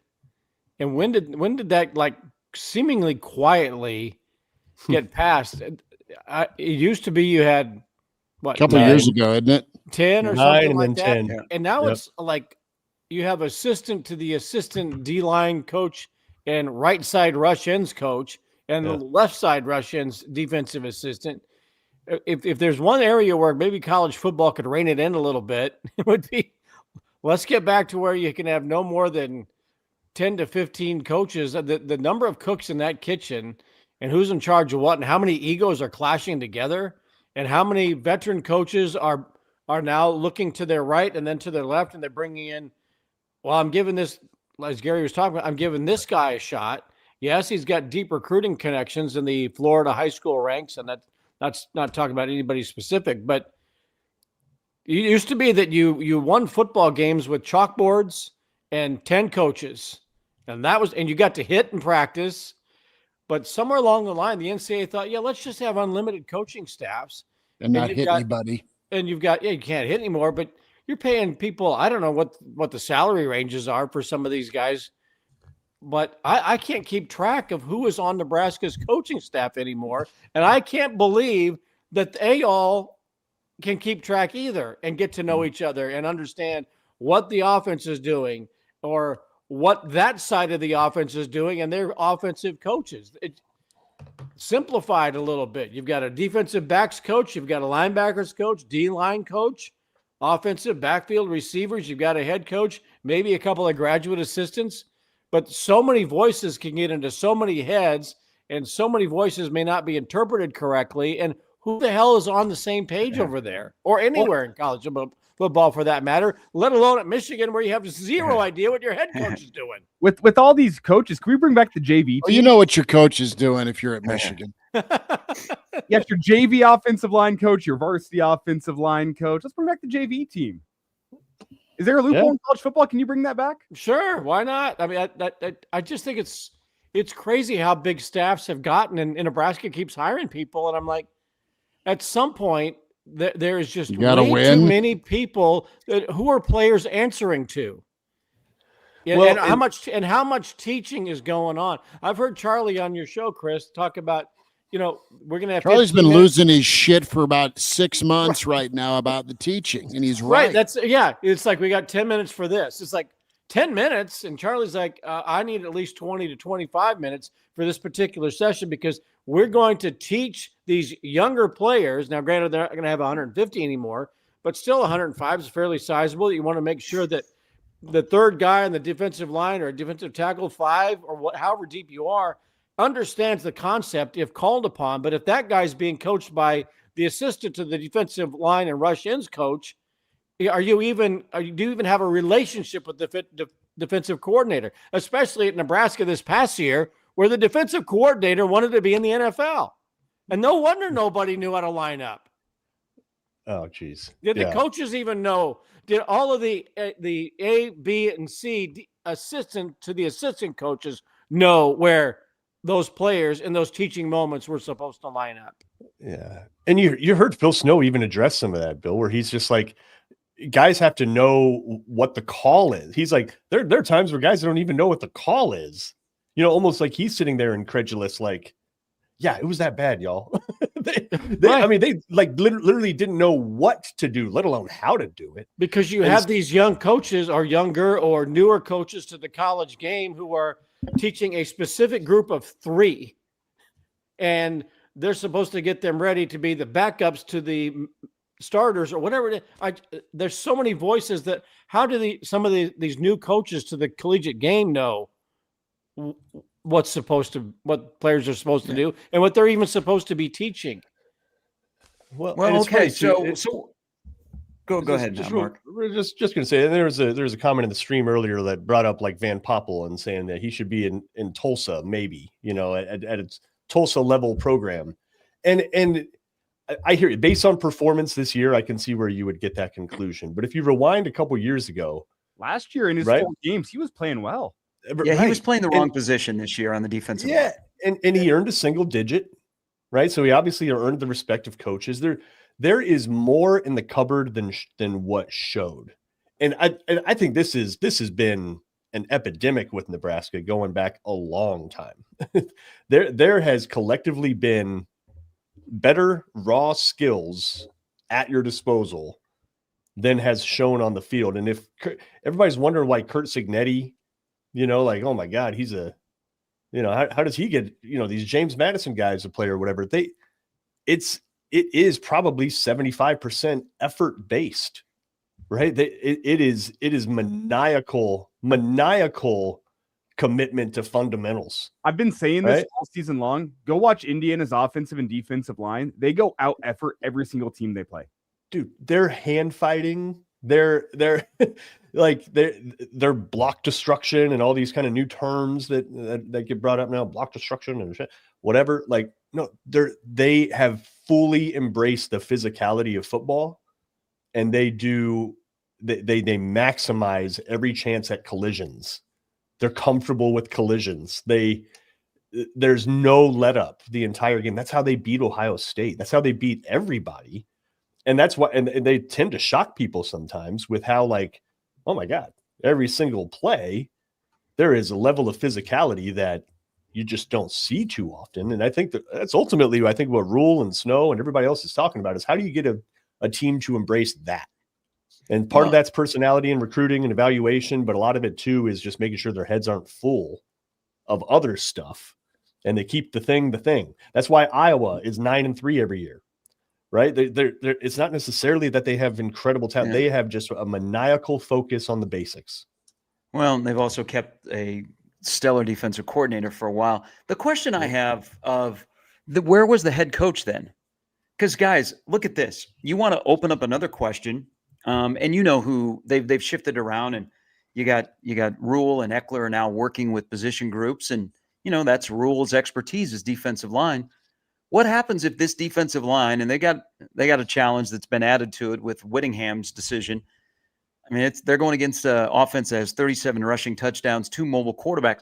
What if all of a sudden Nebraska's rush defense looks so much better? Doesn't that open up more questions about where were you during the course of the season when you identified that this was going to be a problem? And you couldn't all of a sudden start acquiring different players, but were you putting them in positions to be successful or figuring out run fits, alignment, all of that stuff? How come that was allowed to linger for the entire season? Those things. There's the personnel part you can't overcome. But in terms of like the technical stuff, that stuff started against Cincinnati, and it was there all year. And now you're talking about it. You're the head coach. Step in, ask questions. Let's fix it on the fly. Or was it, guys, you know what? We're just going to hang on. The defensive backfield, you know what? We're playing against teams that aren't going to throw the ball, so we'll just keep everything in front and let's just hold on. And then it broke, the last 2 games of the season. I think Rules, I think some of the things that he has held as, I don't know, hallmarks of how he likes to run a program have been tested, and in a lot of cases that some of those tests failed. It's not the same as Baylor. It's not the same as Temple, where you're at programs that have no expectations, essentially, not a lot of history. He's a good builder from that perspective, right? He's really good at that, and some people, that's what they're good at. He had to change his blueprint, and if you're gonna give him a little credit, I guess, said at least he's recognizing that. At least he's recognizing that, because I think there have been past staffs that don't recognize it until their hand is forced. I don't feel like Rule's hand was forced as much as it was him recognizing it. No, and just being like, this has to change. He knew he messed up on his evaluation. Yep. and it's not going down the right path, and I got to make a change. Yep. And that's what a CEO does. I mean, you can admit a mistake. Yeah. And you think about, he's the one that put himself in that position. But the whole Raiola family saga that's soap opera stuff, And I think at some point he finally just decided, I can't let the soap opera win. Like, we got to rewrite this script. We got to turn this into more of a true life documentary than this is. No, it's not going to work, right? It's way too much allegiance to a name, and to trying to balance those personalities. And then you probably have, if you're Donovan Raiola, you probably have a certain amount of entitlement, certain amount of not going to do anything to me, right? And Rule finally had just had enough, and he's just like, no, you can't have one player any bigger than the program. And I don't even put this on Dylan, right? I think you just put it on the situation, right? You got Dad, who's emblazoned on the board in North Stadium, right? It's he's literally on the stadium. You got the brother that's coaching the O-line getting the son splattered for 8 or 9 sacks every freaking week. Like, it's a mess. And I think at some point you're just Rule's just like, hey, no more. I just want to know how Thanksgiving dinner went, right? Oh. I mean, hey, tell your boy to get rid of the football. Tell your big boys to block a little better. Yeah. And then the turkey goes flying. And then Dayton decommits. It's a soap opera, right? Again, you don't even pin it on any one person. It's just the situation just isn't right for any program. You can't be beholden to any one last name or any one family or any of that. You just can't. There's run a program like that. There's talent there to work with and go win a job. Yeah. I don't know. And by the way, isn't Trev on that same spot in North Stadium? I was going to say, yeah, their names are together. You think Trev Right. called up Dana and said, hey, can I come into the stadium and take a look at myself? Trev probably. God love him. Yeah. There's some drama We need a happening picture on up that there. wall. Dannon, we Yeah. need a picture of me. Well, who would have thought that on the same day that Trev returns to Lincoln to watch Texas A&M play, that the guy that he fired would be suing the university? I mean, it never ends. Oh, What would you, Sharpie, put your brain hat on that you always wear? Is this just as simple as, all right, you're getting mitigation pay from Central Florida per the contract, so we're going to short you what you thought you were owed, But then now you're on the the way hook for 1.7 million in taxes? Is that it? Well, okay, so I don't know enough legalese. I do think that the end of the month must be the statute of limitations. Yeah. And so that's why this lawsuit is coming now. Like, if post January 1, 2026, you can't have any litigation. But nowadays, coaches' contracts are just like corporation agreements. I mean, they have so many different things in there. I don't know enough about the stuff that he is claiming to make a structured opinion. My first thing was, why now? And then I'm going, okay, we're getting towards the end of the year. This must be the statute of limitations. If you're Nebraska, you probably figure this out right away with your lawyers and like, is this frivolous or what are we doing here? But, when you have these big contracts, you have so many different people that are involved, that put these together. But, timing is everything. Listen, It's a little bit of a slow time, drop a lawsuit and people go, what? Listen, I'm conflicted here because whenever millionaires and billionaires complain about taxes, I'm usually not on their side. But then I'm also like, you know what? I would also try to find a way to pay as little in tax dollars as possible. So I don't know what to think here. The lawyers will figure it out. You know what? Cool. I hope you pay as little in taxes as possible. But if you're forced to pay more in taxes than you'd like, well, you're a millionaire. So that's where it's 1.7 in taxes that he's fighting. I'm sure he can't afford it. Well, for people that don't know this story, by the way, Scott Frost suing the university because this just dropped last night. Front page on 3. Yes. Yep. One point On what? Only what? On 3. So he's seeking no less than $5 million. And yeah, it's a lot of legalese in there. You just kind of skim that article and your brain explodes. It's not.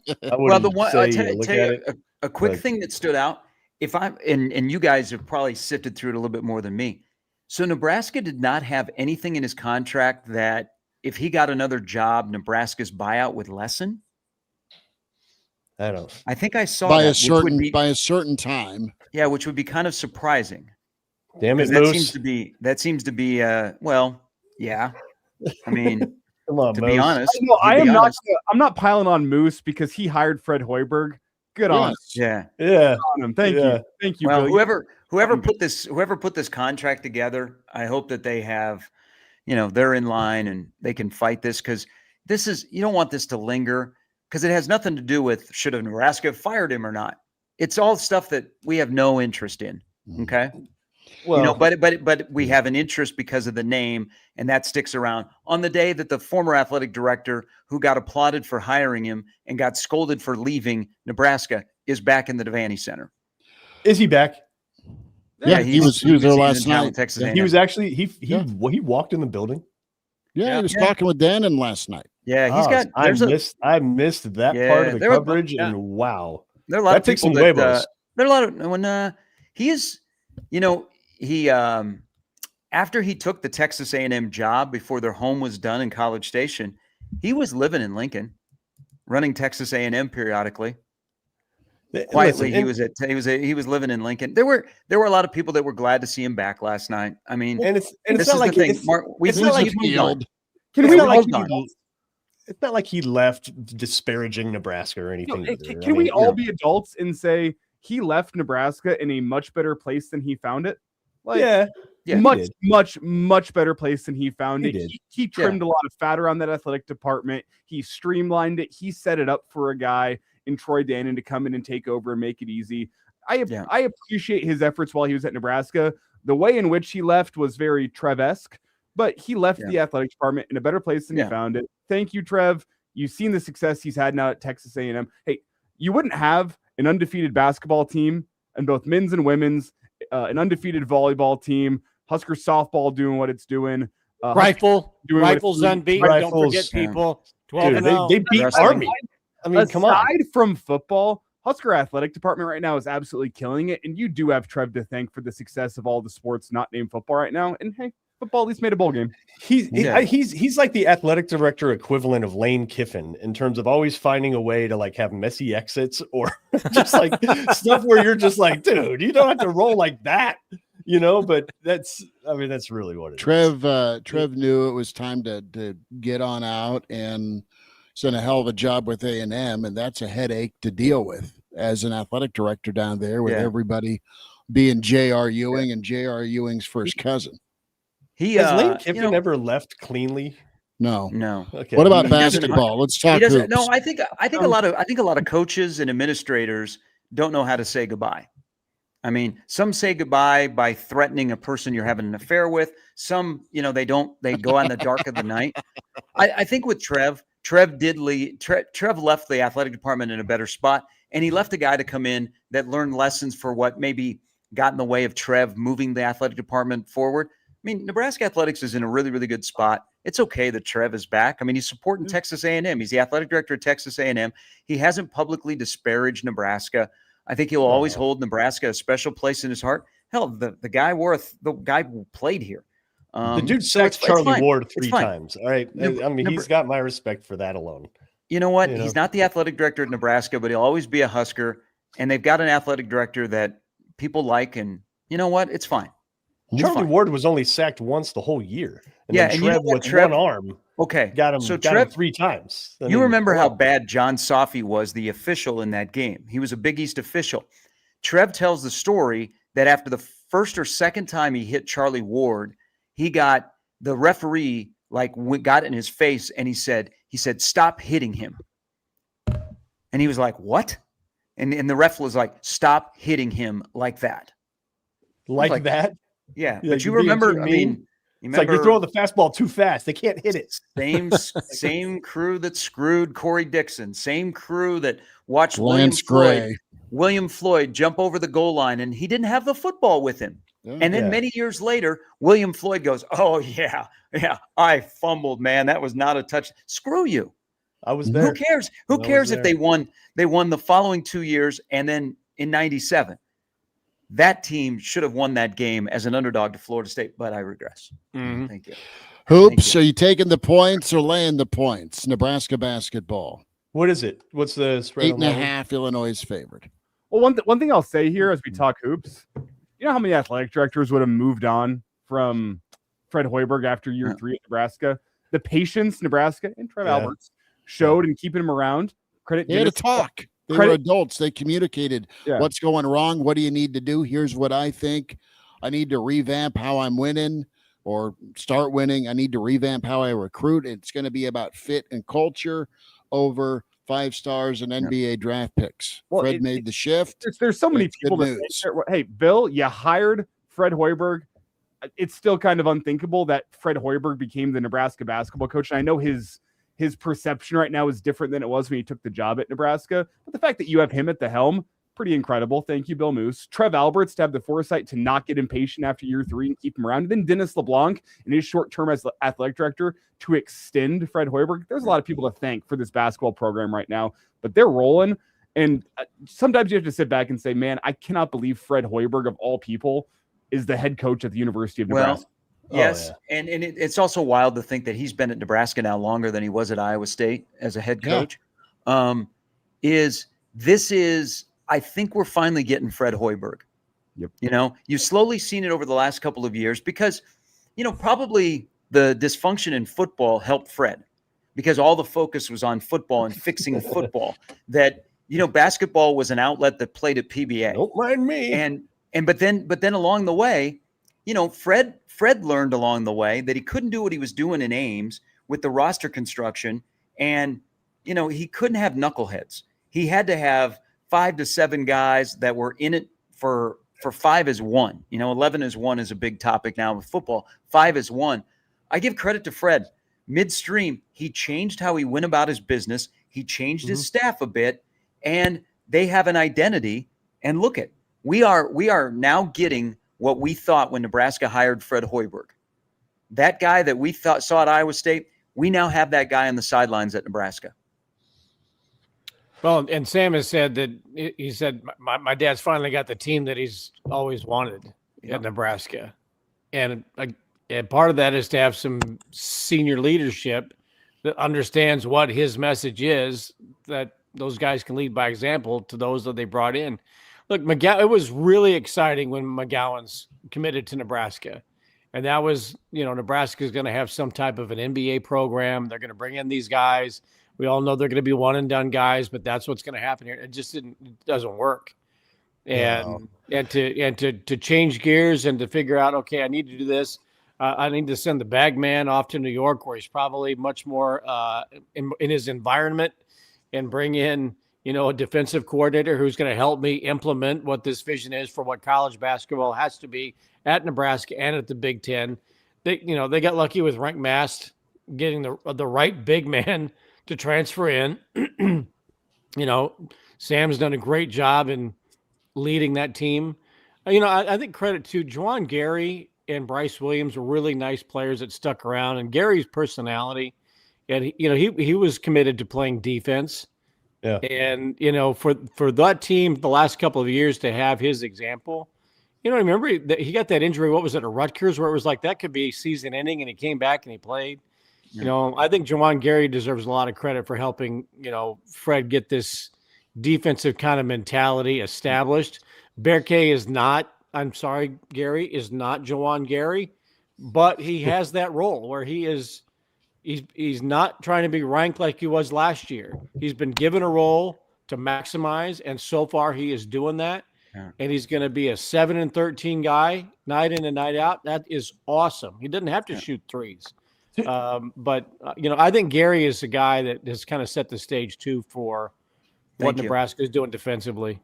To your point, Elijah, about about Fred and exercise and patience and allowing him the time to reinvent himself, reinvent his program, copy paste. I mean, that's ultimately what you're hoping Rule isn't able to do too, right? And It's got to be. the parallels are, they're kind of there, right? It's Rule had success. It's not like Rule came in not having success before he got here. He's been able to prove himself on a big stage before. So you're giving him a shot to reinvent himself. Now the patience, the spotlight, very different between men's hoops and football. The expectations. But, yeah, of course, right? Like those are different, but it appears like Rule is making the moves that message boards have been calling for a while. I mean, honestly, think about it. Everybody's like, get rid of this 23-year-old wide receiver coach. He did. What is Donovan Raiola doing? I mean, you can't get 8 sacks against Michigan or 9 against Minnesota. Like, get rid of him. He got rid of him. John Butler, what the hell is he doing? He can't find somebody. He got rid of him. Yeah. Like, I mean, he appears to be making the moves that we all see. We all get the benefit of just observing and watching and just saying, oh, that's crappy. That's not going to work. Well, he's kind of stuck with them contractually. And when the season starts, bad on him for putting those guys in that position, just like bad on Fred Hoiberg for outsourcing his talent acquisition to Matt Abdel-Massey. Right? Like, bad on him, but it takes a little bit to unwind. Takes a little bit to unwind. Like Santa Rule has given everybody their 3 wishes. One of Trev, Trev kind of pressed Fred on Abdel-Massey. I mean, Trev kind of made Abdel-Massey go away. What's this guy doing here? Listen, that brought a change on his staff and the way they approach things. Fred brought in athletes now, right? Like there were athletes under Abdel-Massey, but God, they were weak. They played no freaking defense. He was bringing in guys that they couldn't control. No. I mean, you can't have Teddy Allen threatening assistant coaches and then punting a basketball up to the 300 level as he's leaving the floor because he doesn't want to practice. You can't have Cam Mack on game days posting on his Snapchat story about wanting people to meet his third leg. Like, yeah, I mean, you had some knuckleheads. I'll tell you what, though, Cam Mack had handles, though. Wow. And now we're back to Michigan. And a friend that could ride shotgun. Dude, they were, what was that? When they got suspended, they were at a Bad Bunny concert, and I guess they were in full display. But then you get a Sam Griesel who kind of settles the program down, and you're like, okay, that kind of leadership can work. And you look at Nebraska has gotten older and kind of stayed old. That's the big thing about this year's team is they're mature. They're an older team. They're mature. It doesn't appear that they're going to ride the roller coaster. Now, it's going to be a grind. The next 4 games beginning today in the Big Ten are a grind. And they could be 2-2, or they could be, 1-4 when we, get to the 6th game of the Big Ten. But I think Fred has done well with an older team, a more mature team. And thank you to Rink Mast. Thank you to Sam Griesel. Those guys along the way. Even Casey a little bit. Is Rink Mast? Is he Nebraska's best NBA potential guy in however long? McGowan's still hanging around. He's doing well. Bryce McGowan's is doing really well this year. year. You have Blanton in the league. Team, if Bryce McGowan's was on this team, oh boy. Well, and Bryce, if Bryce was on this team, you wouldn't have the unbeaten run, and you would not have the team chemistry. Bryce was 100. Bryce was 160 pounds, right? I mean, he was so frail. You would have him playing a completely different role on this team. I think he did very, very well. He's totally capable of playing the role. Would he have? Yeah, but here's the thing that Fred has done different. Like, I have a love for Bearcay, and Bearcay was not very good last year, and he played really well Wednesday night, and of course, he. With blood dripping down his face. It's one of the great memes that is out there. I That was feel bad. excellent. I feel bad for him because on a day that he could have had the best memes, Sharon Moore happened, so he had better memes. But look at this. Fred Bearcay was not a fit last year. This year, he knew he would have Bearcay coming back, and he knew he would have Rink Mass. He has built the roster to better fit around those guys. And so they fit better with the players that are on the floor with them. I mean, it's a really well-constructed roster from top to bottom where you can connect the dots and go, okay, that guy, this is what he does. That guy, this is what he does. They don't need somebody, it's kind of Rink, to do everything. But they have the man at the head of the food chain in Rink Mass that allows you to do so many things, and they're dialed in. I mean, they're connected. They like each other. They hang out with each other. They follow the scouting report. That's why, as much of a difficult test as it's going to be today, I'm not like, oh, boy, they're going to get rolled. Because remember, a couple of years ago, they rolled into Champaign, and they weren't playing well, and that was a really good Illinois team that had Shannon and Hawkins. And you get to the final media timeout, all of a sudden, Casey goes nuclear. Nebraska goes on an 11-0 run. Illinois had to tie it with a disputed foul and free throw with about 3 seconds to go. Illinois won in overtime. So, Remember, I mean, that was a big game. Yeah. So they're tournament level. Now we have to figure out what level in the tournament they are. That's fair. Because the Big Ten's tough at the top. The Big Ten is a really tough conference, but it feels like Nebraska has a space in the middle pack of the Big Ten. Well, and we'll see where they end up. It'll be fun to see today how they handle it and how they perform. Yeah. Then you got Sparty coming in. Looks like a 2 seed right now, and then you get to go to Michigan at some point this year, and they're killing everybody. They're looking like a 1 seed right now. They absolutely do. Sharpie, Kraynak, Doleman, Elijah Herbel, Chris Schmidt. It's the weekend edition of the Average Joe Sports Show. One more thing on Michigan, or no? Are we good today? Oh, I was going to ask about Army Navy. Are we taking the unders again this year? Ooh, that seems like a good bet. What, 4 of the last 9 years, only one team has scored 20 or more? I think I read. And it's what, like 24 of the last 25 years the unders has hit? Yeah. Is it really? Navy, remember, we were midway through the season. We were thinking, is Navy going to be that group of 5 team in the playoff? Yeah. I haven't watched a lot of Navy this year or Army. You'll watch today because it's the pageantry of Army Navy. Because it's this is a top 5 favorite. I know, Mark, it might not be for you. This is a top 5 favorite college football game of the season for me every single year. I love this game. The pageantry, the care level of both of these teams, the way that each team constructs and builds their roster, it feels like college football of old, and it's just so much fun. I mean, you might even get a little triple option today. I know Navy's kind of gone away from that just a little bit, but it's still a part of their offenses. Like, this game is so much fun. And then you see all the cadets up in the stands. It's just so much fun. I love this game. I wish they played home and home. I know that would be pretty cool. I think a home and home.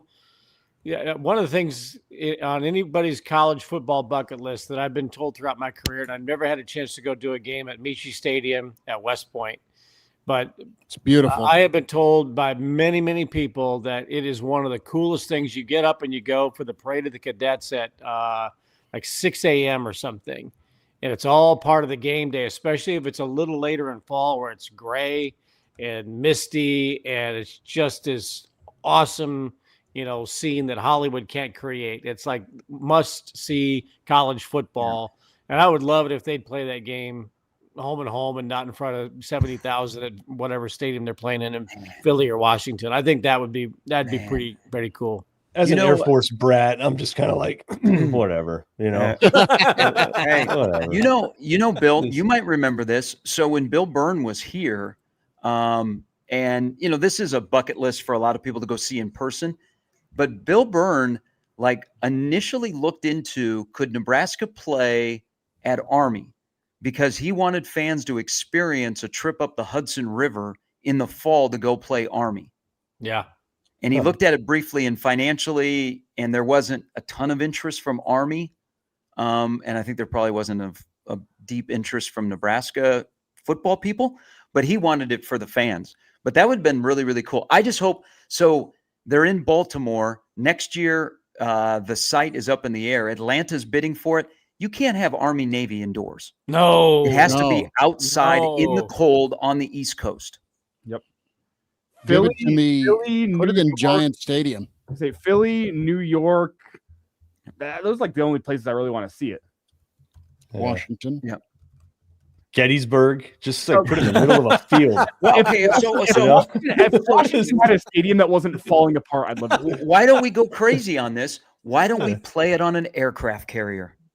See, that's what I'm saying. Like, do something, Like the do something basketball real here. games. I mean, do we have an aircraft carrier that big in our arsenal? We Doing do, the but it's in Boston the Harbor. Caribbean right now. Floating field in the Boston Venezuela, Harbor. you're going to catch a break today because we have to go. We get this back to the stateside to play a football game on it. We'll be right back. We'll be back. The gift exchange / naughty or nice list yesterday with the Friday edition of the Average Joe Sports Show and our friend Clausburn. The final naughty or nice list was Carl Polini. And the gift that Claus was getting Carl was a boat that said it's just me, Pete, at the top of the boat. You probably get that for Caribbean. the game as well. Get a big sign on the aircraft carrier that says "It's just a football game." Secretary Hegseth. Mhm. It's just me, Pete. It's just Carl. Just In the fishing. Caribbean. Yeah, just fishing. Fellas, enjoy your weekend. Enjoy Husker Hoops on that note. And we'll get ready to do it again tomorrow, Sunday live at 10:30. We'll have plenty of reaction to Nebraska, Illinois, plenty of preview at Nebraska A&M. And maybe a defensive line hire. Is it today? And are we going to have the Average Joe Sports Show jinx? So we haven't talked about him a lot, so it's good, right? We haven't talked about Robinson. I'm not even going to say his name. Elijah Robinson. Oh God, Elijah Robinson. There it is. You just ruined There it. it is. Yeah, I didn't there it ruin is. it because I don't think A&M's going to hire him. So come on back. Now, if he does, by the way, one more thing. If he decides to come, is that like John Blake-esque, RIP? John Blake-esque in terms of recruiting acumen. Is that what we're talking about here? This would almost to Yes. me I think feel so. like the Eckler hire of last season, where it just goes. It's too obvious. It can't not work. That's what it feels like to me, and that's why I think there's been this bidding war for him this week, because it's so obvious as being like, yeah, it's a hire that is just everywhere he's gone as a defensive line coach. You've had success, similar to Eckler with special teams. And dudes want to play for him. He lands high profile, really talented recruits everywhere he goes. It's one of those hires where it just feels like whatever the price is, you'll pay it because it's gonna work and you need it. Well, For last offseason. you pair him with Manning, and I know Manning's an edge guy, but there's the high recruiting acumen, but there's also the development side. You need to still be able to develop your 4- and 5-star guys so they hit their ceiling. And do you hire a developer that can assist him with the recruiting part? You've done it on the offensive line.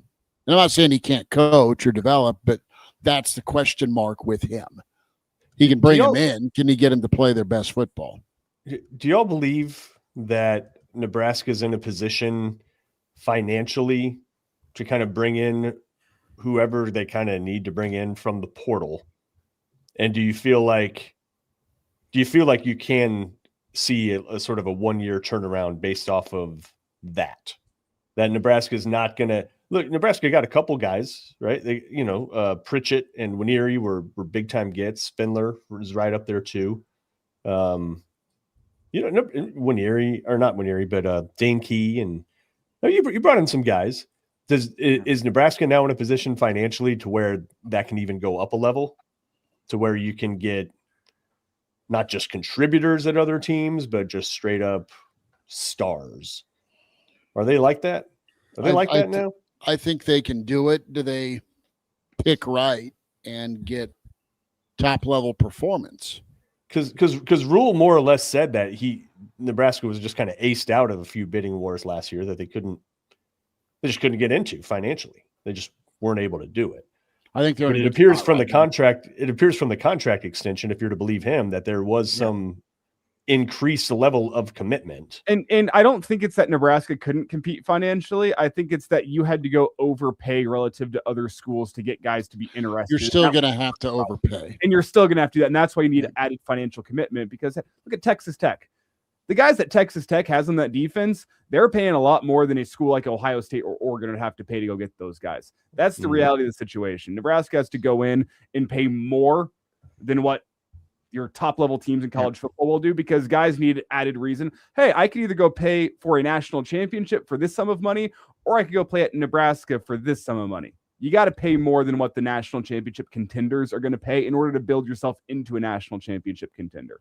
If Nebraska brings in only a running back, a D tackle, and a replacement for Spindler, is that enough?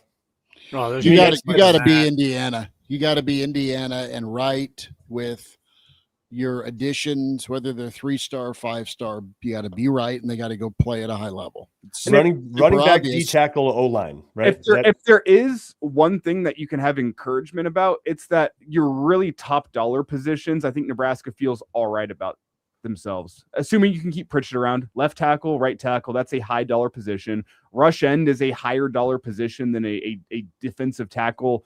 Running back, yeah, there's some money flying around, but it's not quarterback of the offense. Like, the positions that you're really in need on are not your top dollar high value positions out of the portal. If there is one thing you can say about the portal acquisition buying period, there should be some deals to be had if you're willing to go that route and be right in your talent evaluation in the portal. You can pick 3 guys, 3 positions. What are you taking?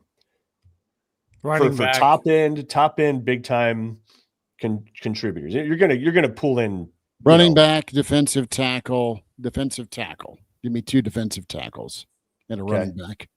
Okay, and probably a safety. I was gonna go running back. So I went 4. We'll have to see what Arich's philosophy is like defensively, because I don't see a like for like Dasan McCullough replacement, and having an edge rusher to pair with Waneri would be really nice. I think they're going to have to go get one of those, because to have 2 guys screaming off the edge, like only having 1 rush end, not great for you. Offenses can scheme around that. Having 2 high level rush ends really makes things tough. So I like running back. Could you move Linhart outside to be the outside? That's why I don't know what Orch's philosophy is going to be. So we'll see. But you need to have 2 high level rush ends, and then I look at that safety spot. I don't see a sideline to sideline difference making safety. All the big time defenses in the country have that big time safety on the back end that cleans up a lot of mistakes back there, both run game wise and pass game wise. I think you could get Caleb Banning right in that position, along with Guthrie. Everybody would love to have a Caleb Downs. Yes. I think in the Big Ten, having a big time safety is a must. Wampa cleaned up a lot of things for Iowa. Caleb Downs cleaned up a lot of things for Ohio State. Who's the Indiana guy? A little underappreciated. They have a good safety in the back end as well. Well, listen, you got Hartzog coming back. You got Caleb Benning in the program. I feel less worried about DB because I feel like you have so many bodies there, and if you can get 1 or 2 guys to hit, you're good. I feel less concerned about that. You might need a backup quarterback. That's true. Wait, this is an aside here. Who's going to start at quarterback in the bowl game? It's all an aside today. But anyway, it's Latif. Yeah, Latif will start. Yeah, Okay. Latif. What? Why are you saying that? Are you saying no? He's not because he's leaving. What are you saying, Elijah? What is happening? Hamstring injuries are fickle. That's what. He'll be fine. They'll call Mr. Miyagi. Well, do you risk a re-injury there in a game that does not matter? Because it matters, dude. You can't get housed 3 straight games. Yeah, no. You're gonna lose. By the way, you can't get beat. As we sit here today, that looks likely. As we sit here today, that looks likely. Whittingham making his announcement yesterday did not help. Already when the line was about 15.5. What did he announce yesterday? He had already announced he was leaving, right? No, he made it official. The rumors that's his last game. Like they've had leather vests are going to be in the south end zone in Vegas. They've had a coach in waiting for 3 years. Mm-hmm. Yeah. But this seems like the timing is right. End of a year where they flirted with the playoff. They got private equity coming. There's a big change at Utah. Seems like the timing is right for him to not be the head coach at Utah. And, if he chooses to coach again, who knows? But I mean, I don't think this should surprise people that he chose this game to be his last game. It's 6 hours from Salt Lake City. I mean, they're not having, it doesn't appear that they have a ton of opt-outs or injuries. So it's going to be a hell of a challenge. They got in some track meets down the stretch. I think it's like some 50 to 40 type games. They had 400 rushing yards in one. Dude, that's what I'm saying is they have given up serious yards on the ground too. It's too bad that they're running back. Just remember that 21 isn't playing in the bowl game for Nebraska. I was gonna say. Never heard of it. Can I say I don't give a damn what happens in the bowl game? If Nebraska loses by 40, I don't care. Is that maybe that's just my young guy take here because I don't have the bowl game experiences that you guys have had in your lifetime. I don't give a damn about the Las Vegas Bowl. Nebraska could lose 56-0 and I wouldn't care. Bowl games don't matter anymore. And we had this conversation Schmidt had this week about the future of bowl season. It does not matter what happens. I don't care. I know there's a perception out there among the fan base, but this game does not. What happens in this bowl game does not affect in the slightest what happens in 2026. Therefore, I don't care. There's a perception and a vibe right now where you need to pull the jet out of the tailspin, and you can lose. You can't go get crushed. You got to put up a fight on New Year's Eve against Utah because they are better than you. They're more physical than you, and it's a hell of a situation you're in because it's Whittingham's last hurrah. So despite a transitional coaching staff right now with your hires and your holdovers and Phil Snow getting dust off and you got Latif, there's a whole bunch attached to this bowl game despite the world not giving a crap about it because it's not in the playoff. Elijah, it still has an impact and it shapes a thought on 2026 if you're Matt Rule. Well, and anytime you see Nebraska lined up in an actual game, you just don't want them to look like crap, right? But they've looked exactly like that the last two games. But I think what Elijah's kind of getting at, though, is it's valid because it's not even your 25 team and it's not going to be your 26 team. It's this weird transitional team that's wearing the uniform. Like your defensive coordinator's not even coaching in it, really. You got a brand new offensive line coach. You got your backup quarterback. You have your All-American running back not playing. It's not representative of the program that you're going to see in 26. If Nebraska brings in the equivalent of an Emmett Johnson in the transfer portal, you're going to look different next year than what you see in this bowl game. Yeah. You got to play the bowl. You got to play the bowl game. Oh, they will. I know, but if Nebraska had been one of these dozen teams that opted out of playing, which is crazy. People would have been apoplectic around here, and rightfully so. This trend of teams, we don't want to play in it. I think it's a travesty, and it gets back to do you want to be a college football player or do you want to play college football? And there's so much of the look. Nebraska teams need the practice for whatever reason, but to say, you know what, this season was what we expected, so we're just not going to play anymore, and we're going to turn our attention to 26. Look, it's still part of the college. Let's hold on to something with college football, and bowls aren't going to go anywhere. ESPN owns all of them, and they need programming. That's what the bowls games exist for in these days, is ESPN programming for the most part, and a few games on Fox and one or two from towns you never heard of on the CW. But to have the opportunity for Nebraska to play one more game, if Nebraska had opted out and said, you know what, Nebraska was trendy with spring games, we're not going to play the spring game anymore, and teams followed suit. But if Nebraska had said, this season did not end very well, it's a bad vibe around here, we're just not going to do it, people around here would have lost it.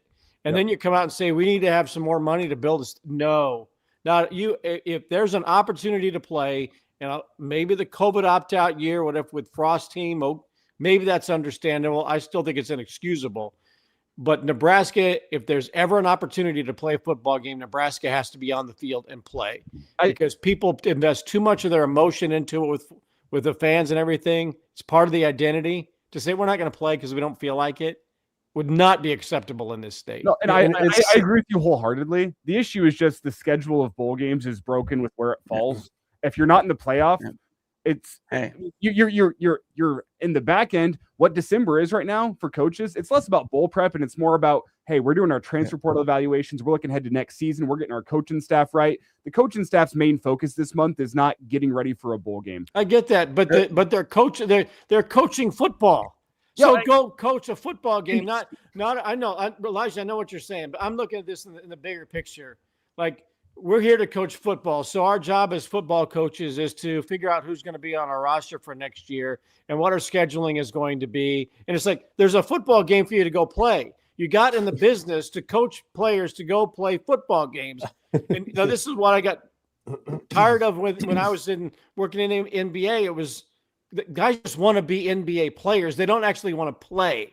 It's the whole load management crap. And I'm going down a tangent here, but for Kansas State, you sucked this year. You got a new coach. Give him an opportunity. Go coach that team. Go get beat. Baylor? Oh, we've already turned our attention to next year because you got into the business of coaching football to coach players to play football games. No, we're going to do paperwork.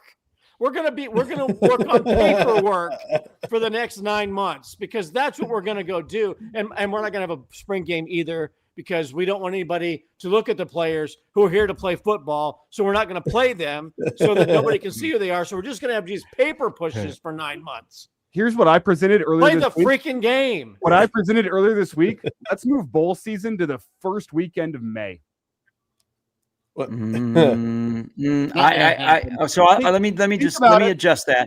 Let's move certain bowl games, because tonight we're going to watch the Jimmy Kimmel LA Bowl. Used to be the Jimmy Kimmel Bowl. It's done after tonight. We've already said goodbye to the Bahamas Bowl. Oh, you'll watch Boise State, Washington, because you're a big fan of Chris Peterson. I think they should move certain bowls to the beginning of the year. Don't you think you'd get fired up if you knew 10 months in advance that Nebraska, Utah are going to open up the year in Vegas? Because we're going to move college football up a couple of weeks, because there's going to be this push not to make it a 2-semester sport. Yep. Start some of these bowl games. That's how you kick off the season. Let's bring back the Kickoff Classic, but it's instead called, the Las Vegas Bowl or something like that. Well, I'm just looking for go back to Tokyo. That was what, the Coca-Cola Classic? Yeah. I'm looking for a way, and I know TV partners are also looking for a way to make these currently irrelevant bowl games more important. Whether that's at the beginning of the season, whether that's at the end of spring practice, a way to get fans more invested, a way to get teams more invested. There needs to be a way to make these bowl games that are currently nearly completely irrelevant, more irrelevant. And I think just currently where they're at in the college football calendar does not make sense compared to the college football playoff, because college football playoff is what teams care about. It's what fans care about. Hey, it's nice to go get yourself a vacation at the end of December. But right now, the game itself does not matter. And I know TV partners rule the roost in college football. They're going to want to find a way to make these bowl games more relevant, to get more of an audience. NIL. You pay for you play for a bounty. Yeah, but now, that worked with star players. Now you got teams opting out. Hey, this is where it's shifted. There's so much focus on the college football playoff because Nebraska will play on New Year's Eve, and the discussion will be about the next day in the playoff, or the game that's coming up next in the playoff, more than the game that's currently going on. We've shifted where the 15 bowl practices, or how many of those you take, are more important. More than that now if you want. Yeah, more important to your program than the actual game. Yep. That's where we've shifted. And in Nebraska's case, I think that is true because your offensive line coach is here. You've got running backs that are going to be battling out to have a foot forward before you adjust that room. So the practices have become more important than the game. And that's just, unless you're playing in the playoff, that's where it is. Unfortunately. And I'm going back to Baylor. It's a paper push. So if your preparations is for 2026, as with all the other teams that have opted out, and did Central Florida opt out of a bowl game even though they were 5-7? Well, Nebraska opted out of a bowl game once. Right, but what I'm and that was the COVID thing. I get that, but Baylor is preparing for 2026.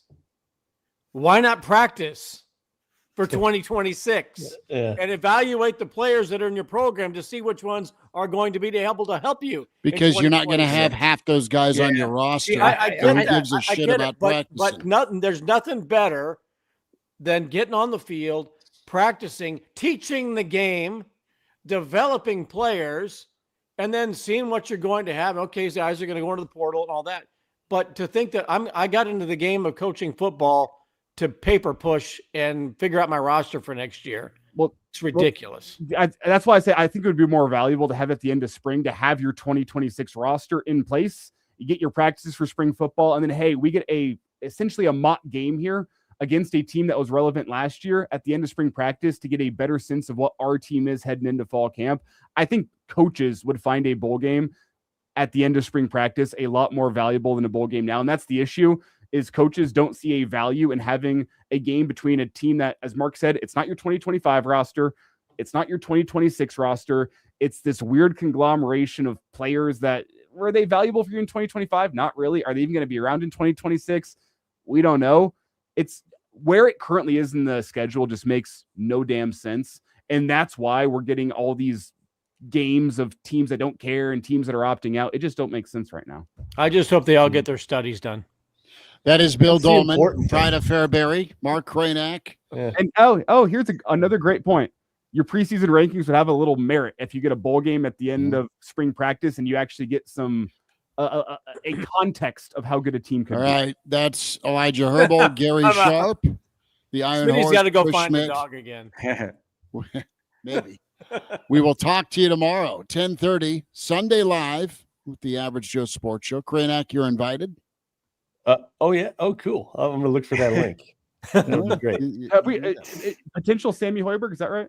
It depends on the schedule for tomorrow after they get back. It's possible, but they might be practicing or something. So Good on possibly. Hoiberg, by the way, for he has improved to the point where he doesn't get stuffed as much as he did. Remember that happened with Hoiberg. Everybody loves his effort. He's improved a lot, but remember he would have his blocked pretty regular, sitting to the upper deck or the upper rows. You know what changed? The little wrestler looked great against Creighton. Did you not see the blow by? Yeah, He blew by the defender and laid it up. Yeah, exactly. No, he's improved on that. But he we was need good for a good one or number- two getting blocked a game. When we get him back, our number one request is, how do we get the hat that he is wearing? That just says, it's a red hat. It just says corn, and then it has an ear of corn. Huh. I think We should need to all find wear out where he got headbands. that hat. Headbands? Should we just go visors? I think we should go headbands. I think one thing that did change for Sam between last year and this year, he fully committed. He wants to be a broadcaster. Let it be known. I heard him say that. Broadcasters, you're just going to have more success. To all the youths out there watching this show, take a note from Sam Hoiberg. Decides, I want to go in on this broadcasting thing, and look what happens on the basketball court. Uh-huh. Yeah. Mm-hmm. All right, guys, enjoy Your business here. Hey, enjoy Mendoza running away with the Heisman tonight. Yeah. Probably so. I think it should be Pavia. I like Pavia too. Yeah. How did Amon Green? Just so he can see his mother on camera. How did? See, I haven't heard So about that. does I've Steve. heard about it. Watch out there, Sharon. Yeah. Well, listen, you'd be of age. She's probably older than you, right? She's probably same age. Didn't Okay, you that's think? perfect. Hey, you know what? You're married. She's not. It's fine. Sharon. Yeah. And on that note, And then we can discuss our favorite, who's our favorite Heisman Trophy winner, and we can debate 09 with Sue, that Tommy got screwed in 95 because he hardly ever played in the fourth quarter, and the fact that Amon Green in 1997 didn't even finish in the top 10. Didn't he have 1,800 yards? 1,800? Yeah. Not even in the top 10. Not even throw him a bone. That The was team because he won the was national considered, championship. well, back then you're just considered a system running back. It's kind of like being the quarterback of the run and shoot back in the day. If you were a running back for let me ask you Nebraska, this. you were considered a Woodson- system running back. If you guys had a vote, would you have voted Woodson over Peyton Manning? no.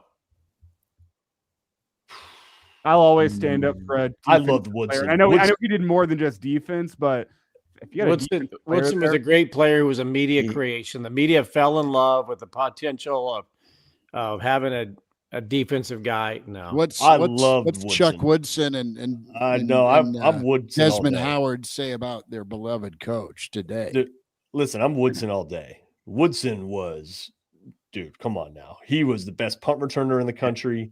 he was the best defender in the country. They put him at freaking receiver, and he probably would have been the best receiver in the country if they decided to play him there. That dude was How insanely many teams ran it at Charles Woodson versus? I mean, you wouldn't throw at him, but was he a great tackler? Yes. Yeah. You don't think he was? I thought he was. I mean, He's that physical. that Heisman race with the top 4 was so good it got its own 30 for 30.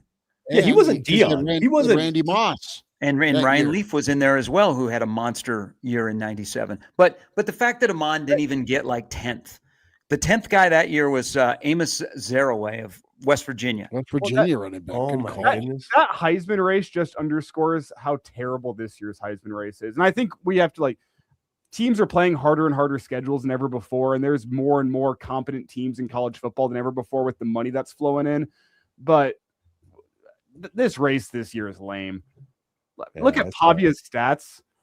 It's Yeah. Do you guys know Johnny Manziel, his Heisman campaign year, outrushed Jeremiah Love this year?